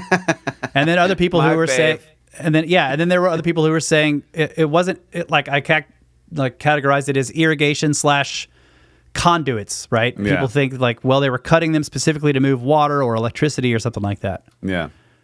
And then there was another category of people who were just asking, they wanted more detailed answers to some questions. But this one, I thought this was an interesting idea. It goes into the boat category. Yeah.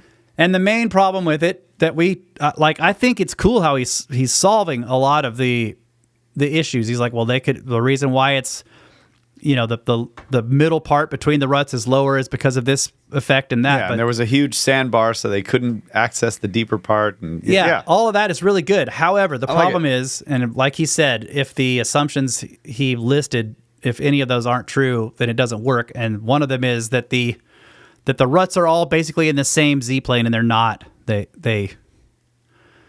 go up and down as well. So yeah. And he trashed Greek cock, unacceptable. which we do not stand for.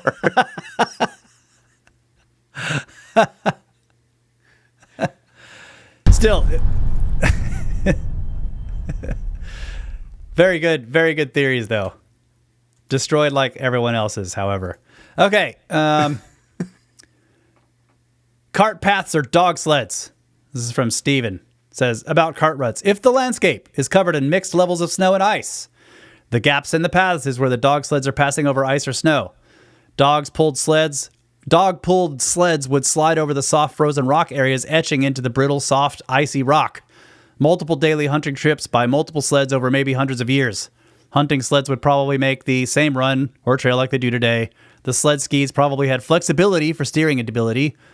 If the skids are flexible, they're probably fragile and prone to fracture if they collide with a rock or boulder, so they would maintain a clear, safe path, stay in the ruts they travel every day for safe travels. The same sled skids etching into the ice rock like sanding or grinding. So not cartwheels, but sleds. So this is an interesting idea that the lower areas are filled with snow and sometimes the rock sticks up out of the snow and they're passing through the same area, and this explains, but again, the problem is the turns with any kind of sled with skids or tracks. Let's see who else we got here. That was we're getting. Oh wow! So the Watcher says that the volcanic tuff is has a hardness roughly between 4 and 6, or that ranges from 4 to 6. Okay. And so he's suggesting that the range in hardness could explain why the rut depth is inconsistent. Which I think is a good point. Okay. But it's weird that the hills, which would be the harder material still left remaining, have deeper ruts. Deeper, yeah. Yeah. Or was it all the same depth and the hills, it's just shallower because now it's washed away and left a hill? I don't know. It could explain some of the difference in depth of the ruts. I wonder if the range in hardness and tough is similar to the range and hardness of granite. It's because of the range and hardness of the various materials it's made of. Right? Granite's hardest material is the quartz at a 7, but then it has other materials, the feldspar and other things that take it down to like a 5. So it ranges from 4 to 5 to 7 in hardness, depending on which part of the granite you're messing with at the time. But these are small pieces of it. Yeah, and even your average hardness changes depending on percentages of these different materials. Right. So tough was the same. Like when we were looking at it, you could see that's like there's crystals in it. It's sparkly in some places. Right. You're seeing crystalline facets. But then it's also made up of other materials that are probably softer. And then it also has pebbles and various rocks caught up in it that were hardened into it when it hardened after falling. And those would have various hardnesses, so I don't know. Again, we went over this last time. This is another one of the points. There's so many points. Yeah. It's hard to keep them all fresh on the mind. Mm-hmm. But this brings up the little pebbles. Yeah. And how the pebbles are like cleanly sheared off. And this pebble is like a piece of basalt. Yeah. And then there's the soft tuff all around it. Yeah. So the boats and the keels and all of this stuff also doesn't really work with that. Because if it was softer material with some pebbles, then it would push these the pebbles out of the rudders way. would just like shove the pebbles further in the softer material or pluck them out. Yeah. They wouldn't shear them off flat. Right. But you can clearly see it. Like if the next photo you have a close-up, just zoom in. There's rocks in it that are flat. Yeah. I should have gotten a photo of that particular one you pointed out because it was obvious. I don't have a picture of it. I looked through all of my pictures to find that one. Okay. So, Randy says, short and sweet. Randy! Let's let the whole vehicle thing go. Could collect rainwater. Might be the hair on an enormous petroglyph. Hey, it could be a geoglyph. Yeah. Maybe walls were set in them for raised gardening beds. Maybe they're weapon scars from space lasers. Think out the side the cart is all I'm saying. Food for thought from Randy. I think space lasers is the best. I do like this. Yeah. No, I like the hair on an enormous petroglyph. Yeah, it's like a huge geoglyph. Yeah. It could be. So what you need to do, it would be a giant drawing. You need to get on Google Earth and zoom in and use the little marker and draw all the lines and then zoom out and go to the next spot and draw the line. That way when you zoom out you can still see them all. Start to see, yeah. That would be a good project for somebody in the Snake Force to do. Yeah. That has maybe just one job.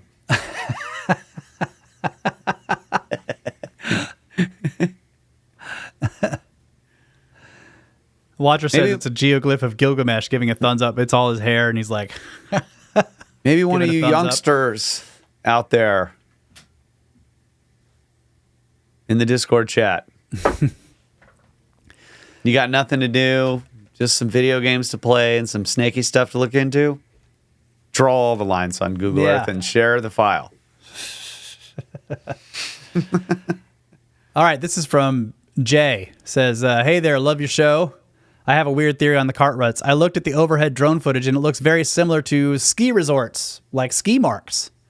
Maybe they were wind skiing or something similar. Aloha. Yeah. But again, I think, we've gone through this with the sleds. Yeah. As long as the skis are going straight, you're fine. But as soon as you have to make a turn in a rut, if the rut doesn't widen, your ski's going to get jammed. Isn't that a saying? Jam your skis? Jam your skis? I don't know. Anunnaki giants skiing in the tuff. Right. They would also be, really really big skis. Okay, Michael says, you asked for theories to attack, so I'm obliging. This photo here is of cart ruts. Okay, so he's got a picture of I can show this. I can share it. He's got one of the overhead drone footages. He says, this looks like a work separation station where whatever was being transported was worked and or taken from and added to, like a train station that has stabled cars for being unloaded and worked on. Huge fan of your guys' work. Sincerely, Michael. So yeah, like basically Thanks, this bro. is a Clapham Junction, like a big... What? You looking something up? Yeah. It does look like that. I don't know.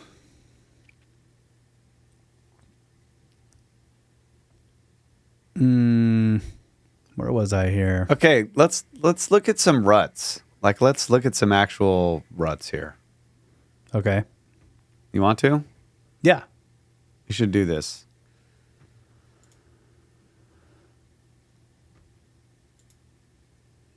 Oh, I have to share my entire screen. I'll pull it up on. You want me to look something up and share it? No, I'll do it. I'm just gonna do it in.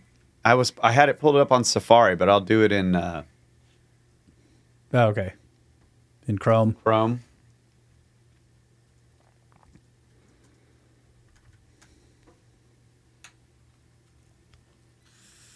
Okay, here we go. Let's look. Let's analyze. Okay. Oh, yeah. All right. Ruts appear and vanish. Yeah. So check. I like this one. Oh, yeah. Slight turns, no apparent widening or crossing. Yep. Now, maybe over here you've got... Oh, somebody backed up right there. Okay, so Yeah. All right, let's keep looking. But like this is multiple passes. Yeah. And then I would point out, this is a good one for this, but the raised edges. Yeah, the material getting pushed out of the rut. Squished out of the rut. Another common feature, all these raised edges. Yeah.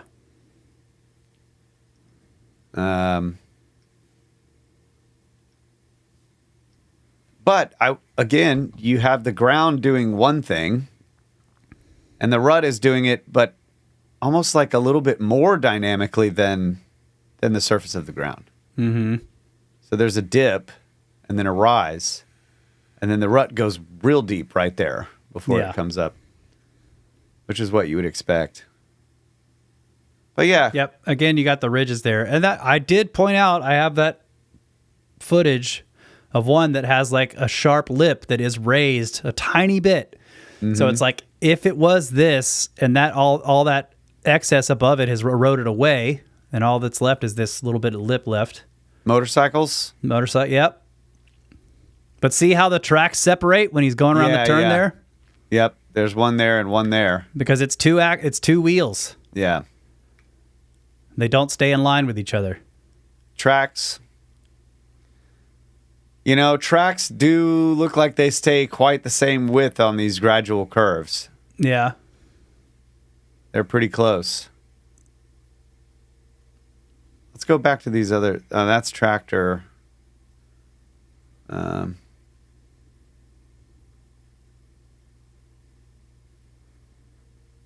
Kind of a rut appearing to begin from nowhere right there Yep. by itself.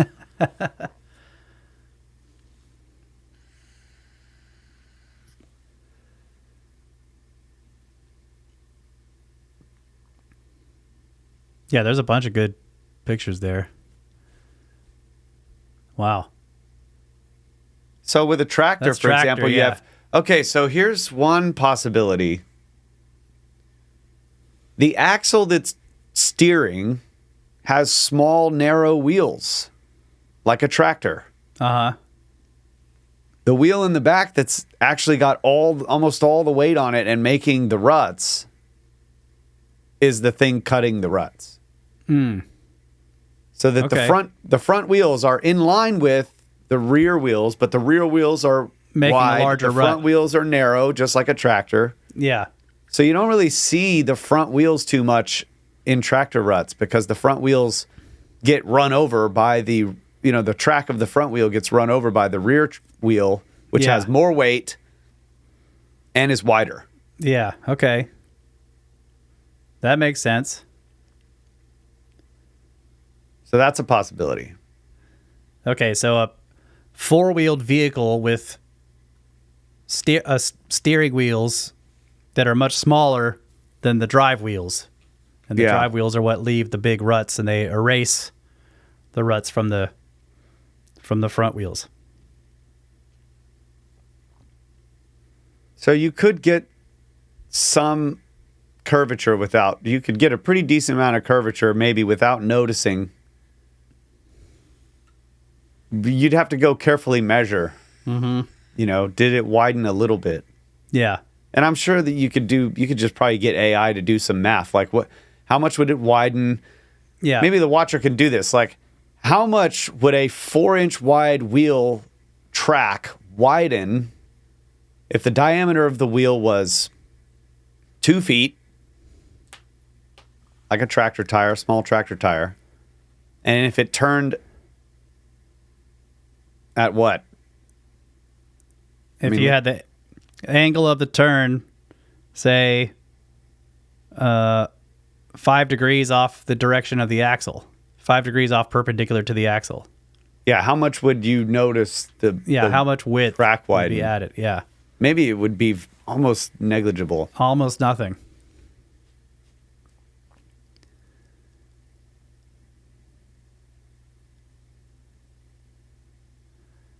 So yeah, I don't know.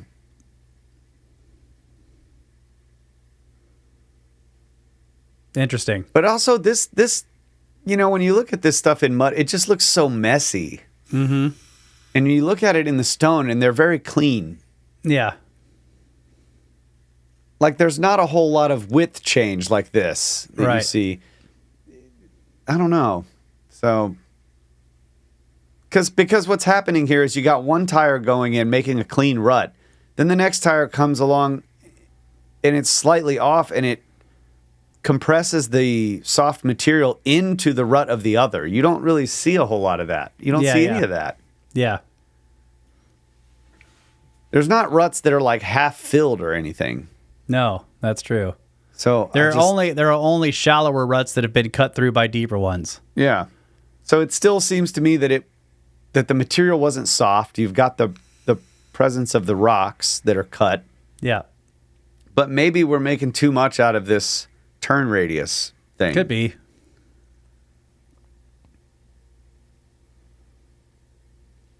So anyway. Yeah.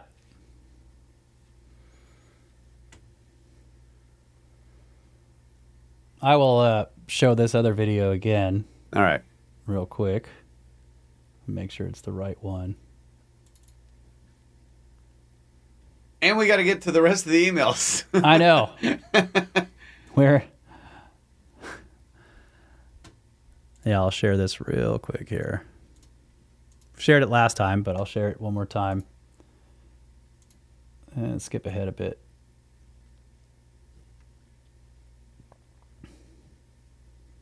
So in this rut, you can see a raised lip on the right. Yeah, but just minuscule. That's Just not even barely. But that's like can't be from the compression of material shoving soft material up. It doesn't seem like it, no. It seems like maybe that raised lip had to do with the way the middle was worn down or something. I don't know. I mean, that's pretty right there. It looks fairly substantial. Like it used to have much more of a lip, but the stuff is just gone from erosion. Yeah.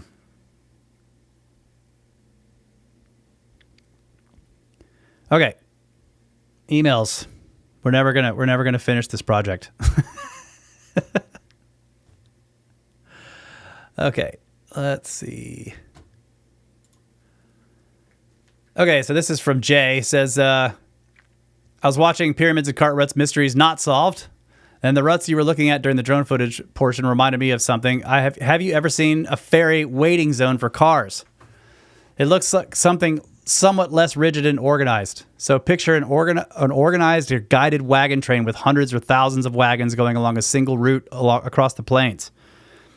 An organization might set up stations on a long migration with wheel grease, repair stations, water for animals, etc. And as the wagon train passes by, people who need services would pull out of the main line and wait their turns. So look at this pin and imagine instead of boarding a ferry, they just merged back into the big line. So he's given me let's see if I can open this here and share it. Okay. Yeah, I'll share this real quick.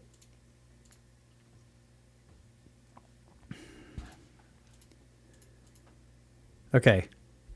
So here, I think he's saying you've got a single track, but it comes and they spread out. The cars have to spread out and they get organized into this grid in order to board the ferry.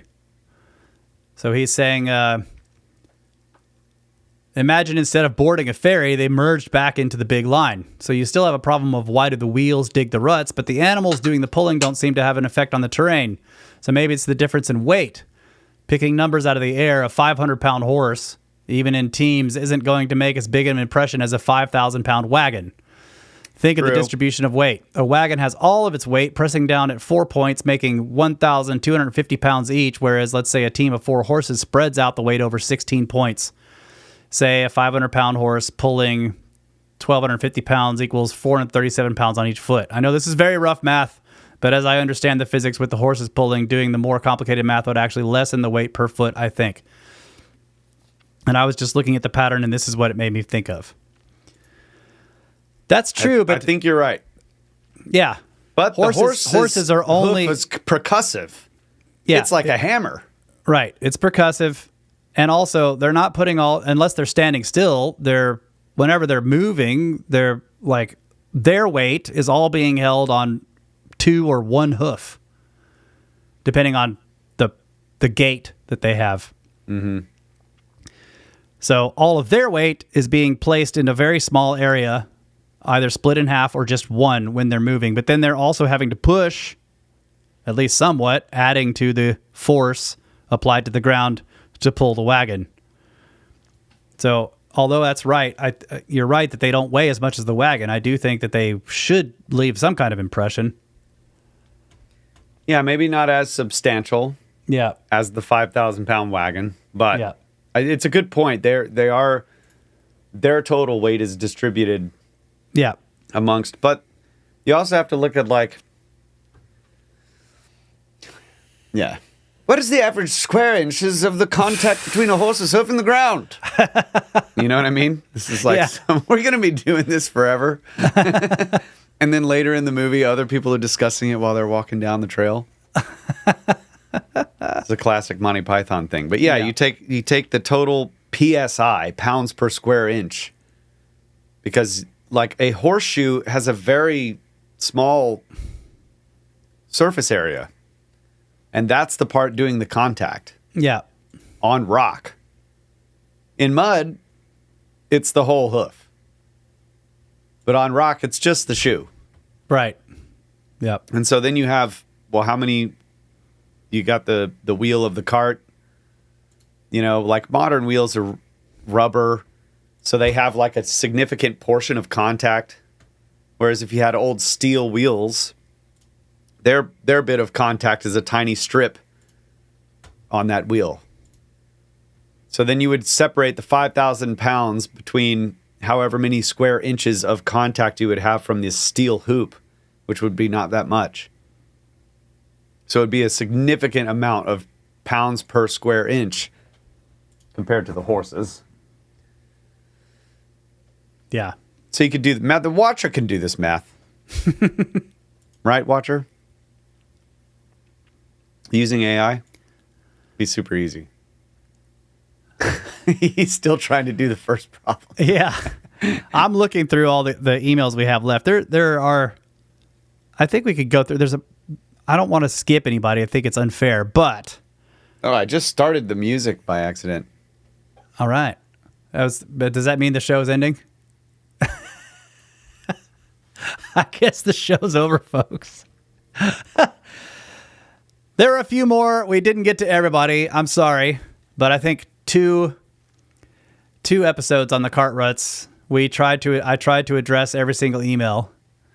But most of the rest of the emails I've got basically go through the same ideas in different ways. So I think we can just say that everybody's wrong, including us. I'll read one more. This is from Paleo Lady in the Discord. She says, Hypothesis 1. A bunch of redneck Anunnaki came down to do some mud bogging or ash bogging 11 million years ago, leaving their marks over the damp, ashy, sandy ground. Hypothesis 2. It is an ancient sand ash pit. Construction workers came and worked the pit to gather material. Would explain some of the scrape marks in some areas. Maybe using a bucket or plow of some sort. But again, the material would have to be softer. So either it was soft earlier than geologists think, or human-like beings were around a lot longer. Hypothesis 3. It is where the nubs socket into to move giant megalithic blocks. I like that one. That's great. You just plug the nubs into the ruts and push it, and the block moves. And follows the rut you made. Right. Yeah. And that's why in some cases you've seen the nubs that are like perfectly square. That's when they first made them. Yeah. But after the block gets to the site, they're all rounded. Oh, right. Yeah, And yeah. some are nearly gone because they went off track.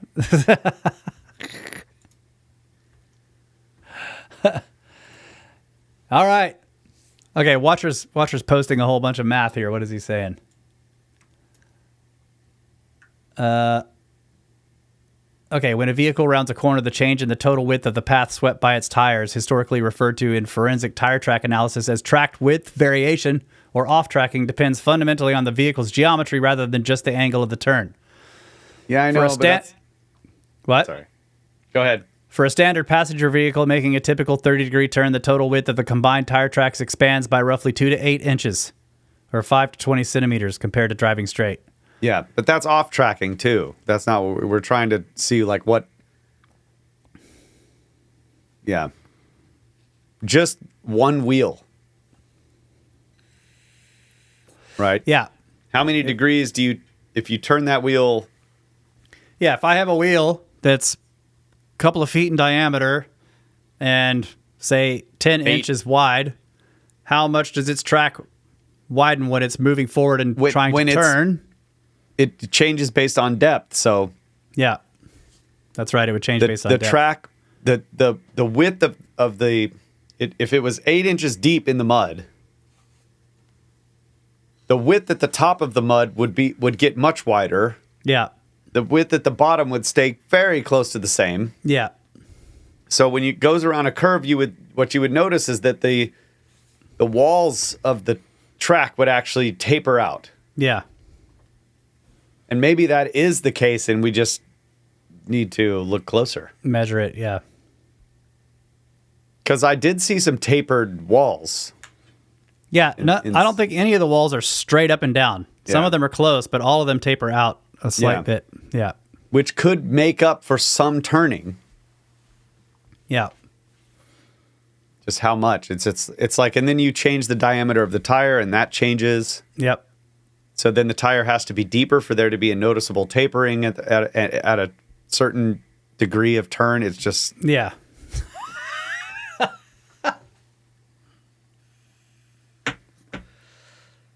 Mystery's not solved.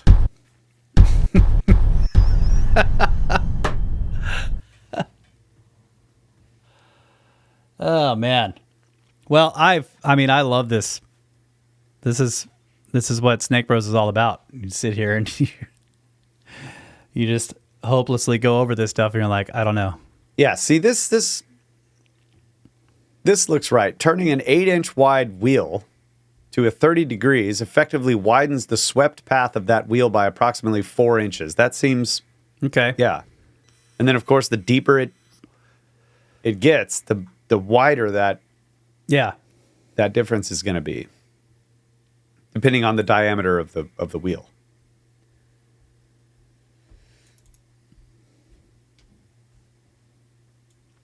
Yep. Okay. Well, should we wrap it up? Sure. Is that it? Are we wrapping it up, or are we doing another one? This will be the last. Well, we've tackled the cart ruts. There's still some emails left, but we can do them for just the normal email stuff. Well, yeah, we could, but I'm saying they basically all are basically saying the same things we've gone over before. Gotcha. Everybody has great ideas, and lots of people ask good questions. But yeah, like I said, they basically fall into 5 different categories, and we've covered as best we can, most of the questions and possibilities. But how would we wrap it up? Like, these specific ruts do not seem to have been made in soft material because of multiple things that we said, right? Like the fact that Damn. there are pebbles and other rocks caught up in the tuff that were also cut through that are much harder than the tuff. And if the tuff was soft at the time, the pebbles should have just been pushed out of the way rather than being sheared off at the same, like sheared where they're matching the edge of the rut. So it seems like the ruts were made when the stuff was hard. Yeah. It doesn't seem to work for irrigation. It doesn't seem to work it doesn't make sense as a system to conduit, to conduct any kind of material or power. Whether it's water or electricity or whatever. It doesn't seem to make sense for that. The boat idea is interesting, but again, there are just too many things going against it, basically. Watch your slice. Yeah. You guys. Dude, we have to address this. Okay. But to finish what you're saying, like I agree with those points. I also think like now maybe there's a little more to, could it be wheeled vehicles? We really have to get accurate measurements for this. I think Wandering Wolf has been working on that. But also considering articulating vehicles. So you have an axle in the front and the back and it articulates. Yeah. That will fix what was it called? Where the tracks separate. It's called off tracking. Off tracking. So that will handle off tracking because the wheels literally do follow each other. And if you had, the other possibility is a small steering set in the front and a larger set in the back, then you would mostly only see one set. The effects of the back of the larger set of wheels.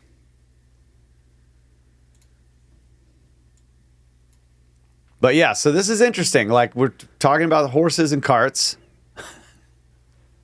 So the pounds per square inch of a draft horse, a shod draft horse is about between 72 and 120 pounds per square inch, which is a lot. Yeah. Like they have about 25 square inches between the four hooves. Okay. Of which would be like the contact surface. Yeah. And the horse is between 1,800 and 2,400 pounds. Yeah, they're not 500 pounds. Yeah. So yeah, they're pulling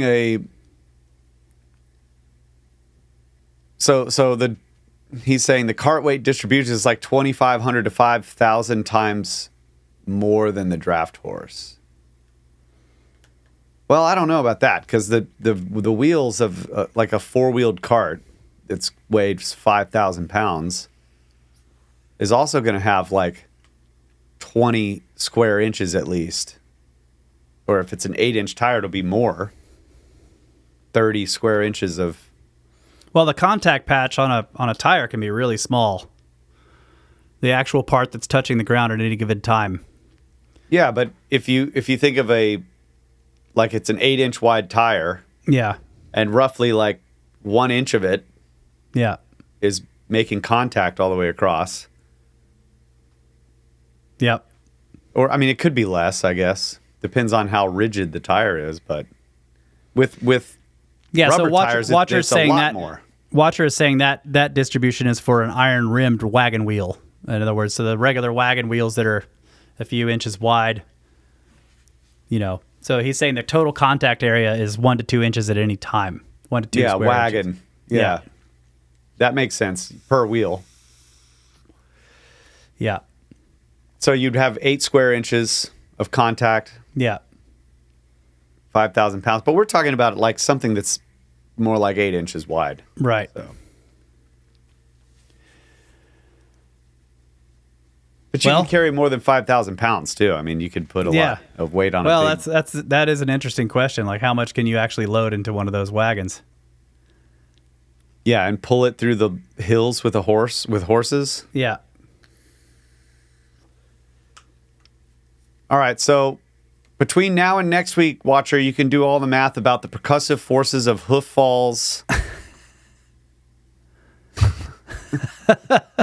Because it's not just like easily rolling. It's actually it's like a hammer. So the initial force of the landing of the hoof is going to be a much higher PSI than just the weight of the horse. He's like, oh, yay. Yeah. Come on, Watcher. Do your job, bro.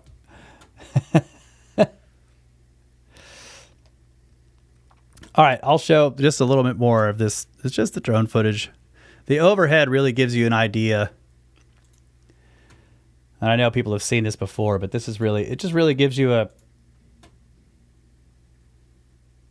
good perspective of the set of the tracks. And it does look like they kind of come along and they separate out over some areas. But there is just a lot of, there is a lot of ruts in this area. We only visited, I think, 2 spots where they were, but they are scattered throughout this landscape.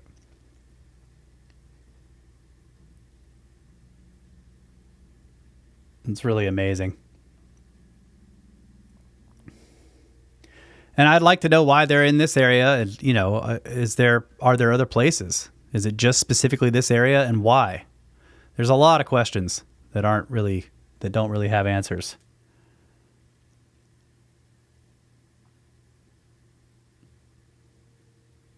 And look there, how the ruts just drive through like really, strange spots on the rock. Yeah. They just cut through it.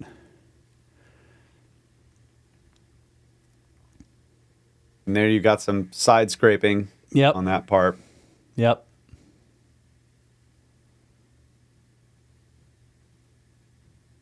And this is weird. Like, where does this set of ruts go? It just vanishes. It isn't. Yeah, both of them do.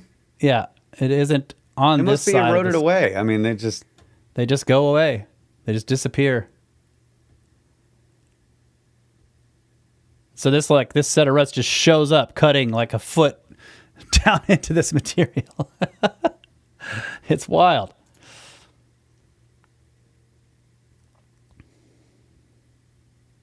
And you can see in that one, there's more than one set of ruts as well. They're overlapped. And there's more side cutting right there, which is weird because there's only rock on one side where they could have easily moved over and gotten away from that rock. Yeah.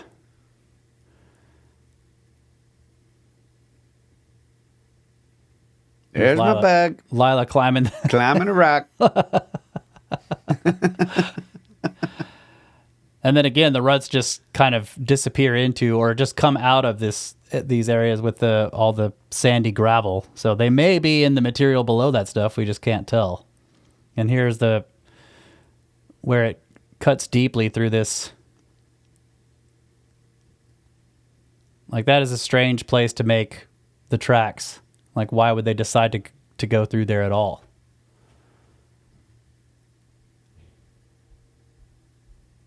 And this is why we were questioning at the time. We were questioning, huh? Soul's got his Mario hat right there. Oh yeah, he's got his Mario hat. But yeah, look. If you look at the landscape here, why would somebody decide to drive over this before the ruts were there? Yeah, that's weird. And they drove over it often enough to cut the ruts down into this. So this is why we were questioning, like, is it possible that the ruts were cut on purpose to make paths for the landscape? Make paths for the carts.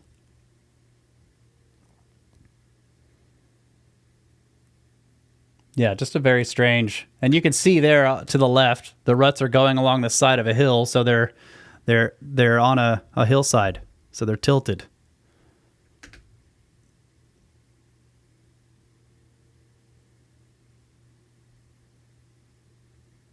And look at that set, just all over the place. Curving in and out of each other. This spot right here in particular it just cuts through this bulge in the stone right here. Really strange.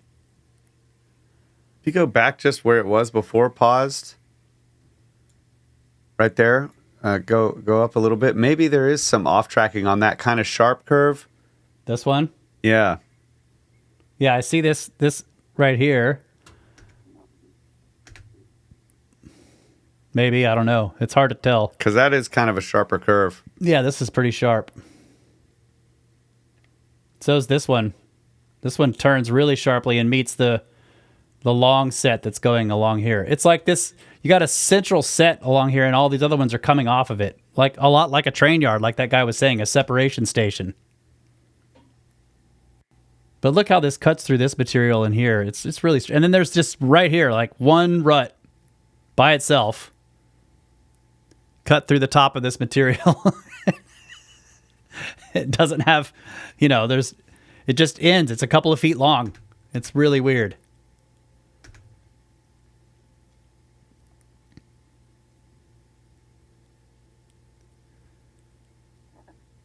So it is just it's a crazy mystery.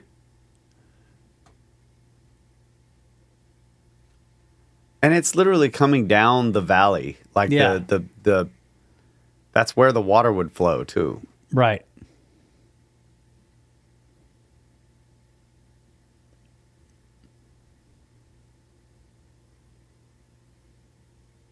Okay. Mystery All right. not solved. Oh, man. Good show. Thanks for all the emails. Yep. You can, if you have more ideas, email us, brothersoftheserpent@gmail.com. Try to remember, I do read them all, and sometimes I mark them to read on the show. But if you want to come up with new ideas or whatever, try to remember the ones we've gone through before, because we're not going to do this again, I don't think, unless I get a whole other set of totally different ideas. Although it's possible, like every time I read one, each person has like a little tidbit in there that changes what they're trying to say with, they're like, well, what if it was carts, but with this situation? Or what if it was sleds, but with this situation? So it's always interesting to read them. And it's Blue Shirt Day. Yeah, I was going to ask you about that. I wasn't sure if yours was blue or not. It was in the memo. It was. All right, anything else? That's it, folks. Back to work, Yeah. Thanks, Watcher. Yeah, appreciate it, buddy. I'll bring him back on so he can say hi or bye. There he My is. cave's too dark now. Now he's definitely in space. But yeah, no, that was awesome. Really great ideas. I really liked the one from Australia. Super practical. Yeah. Calls into question a lot of things, but stuff I'd never thought of before. Really cool. Yep. Thank you, guys. Yep. We have the best listeners. I missed Really the memo appreciate it. on Blue Shirt Day. Yeah. You messed What the up. hell, bro? My bad. All right, everybody. Thank you so much for listening. We love you. Always have. Always will. Good night, Adamu. Get back to work.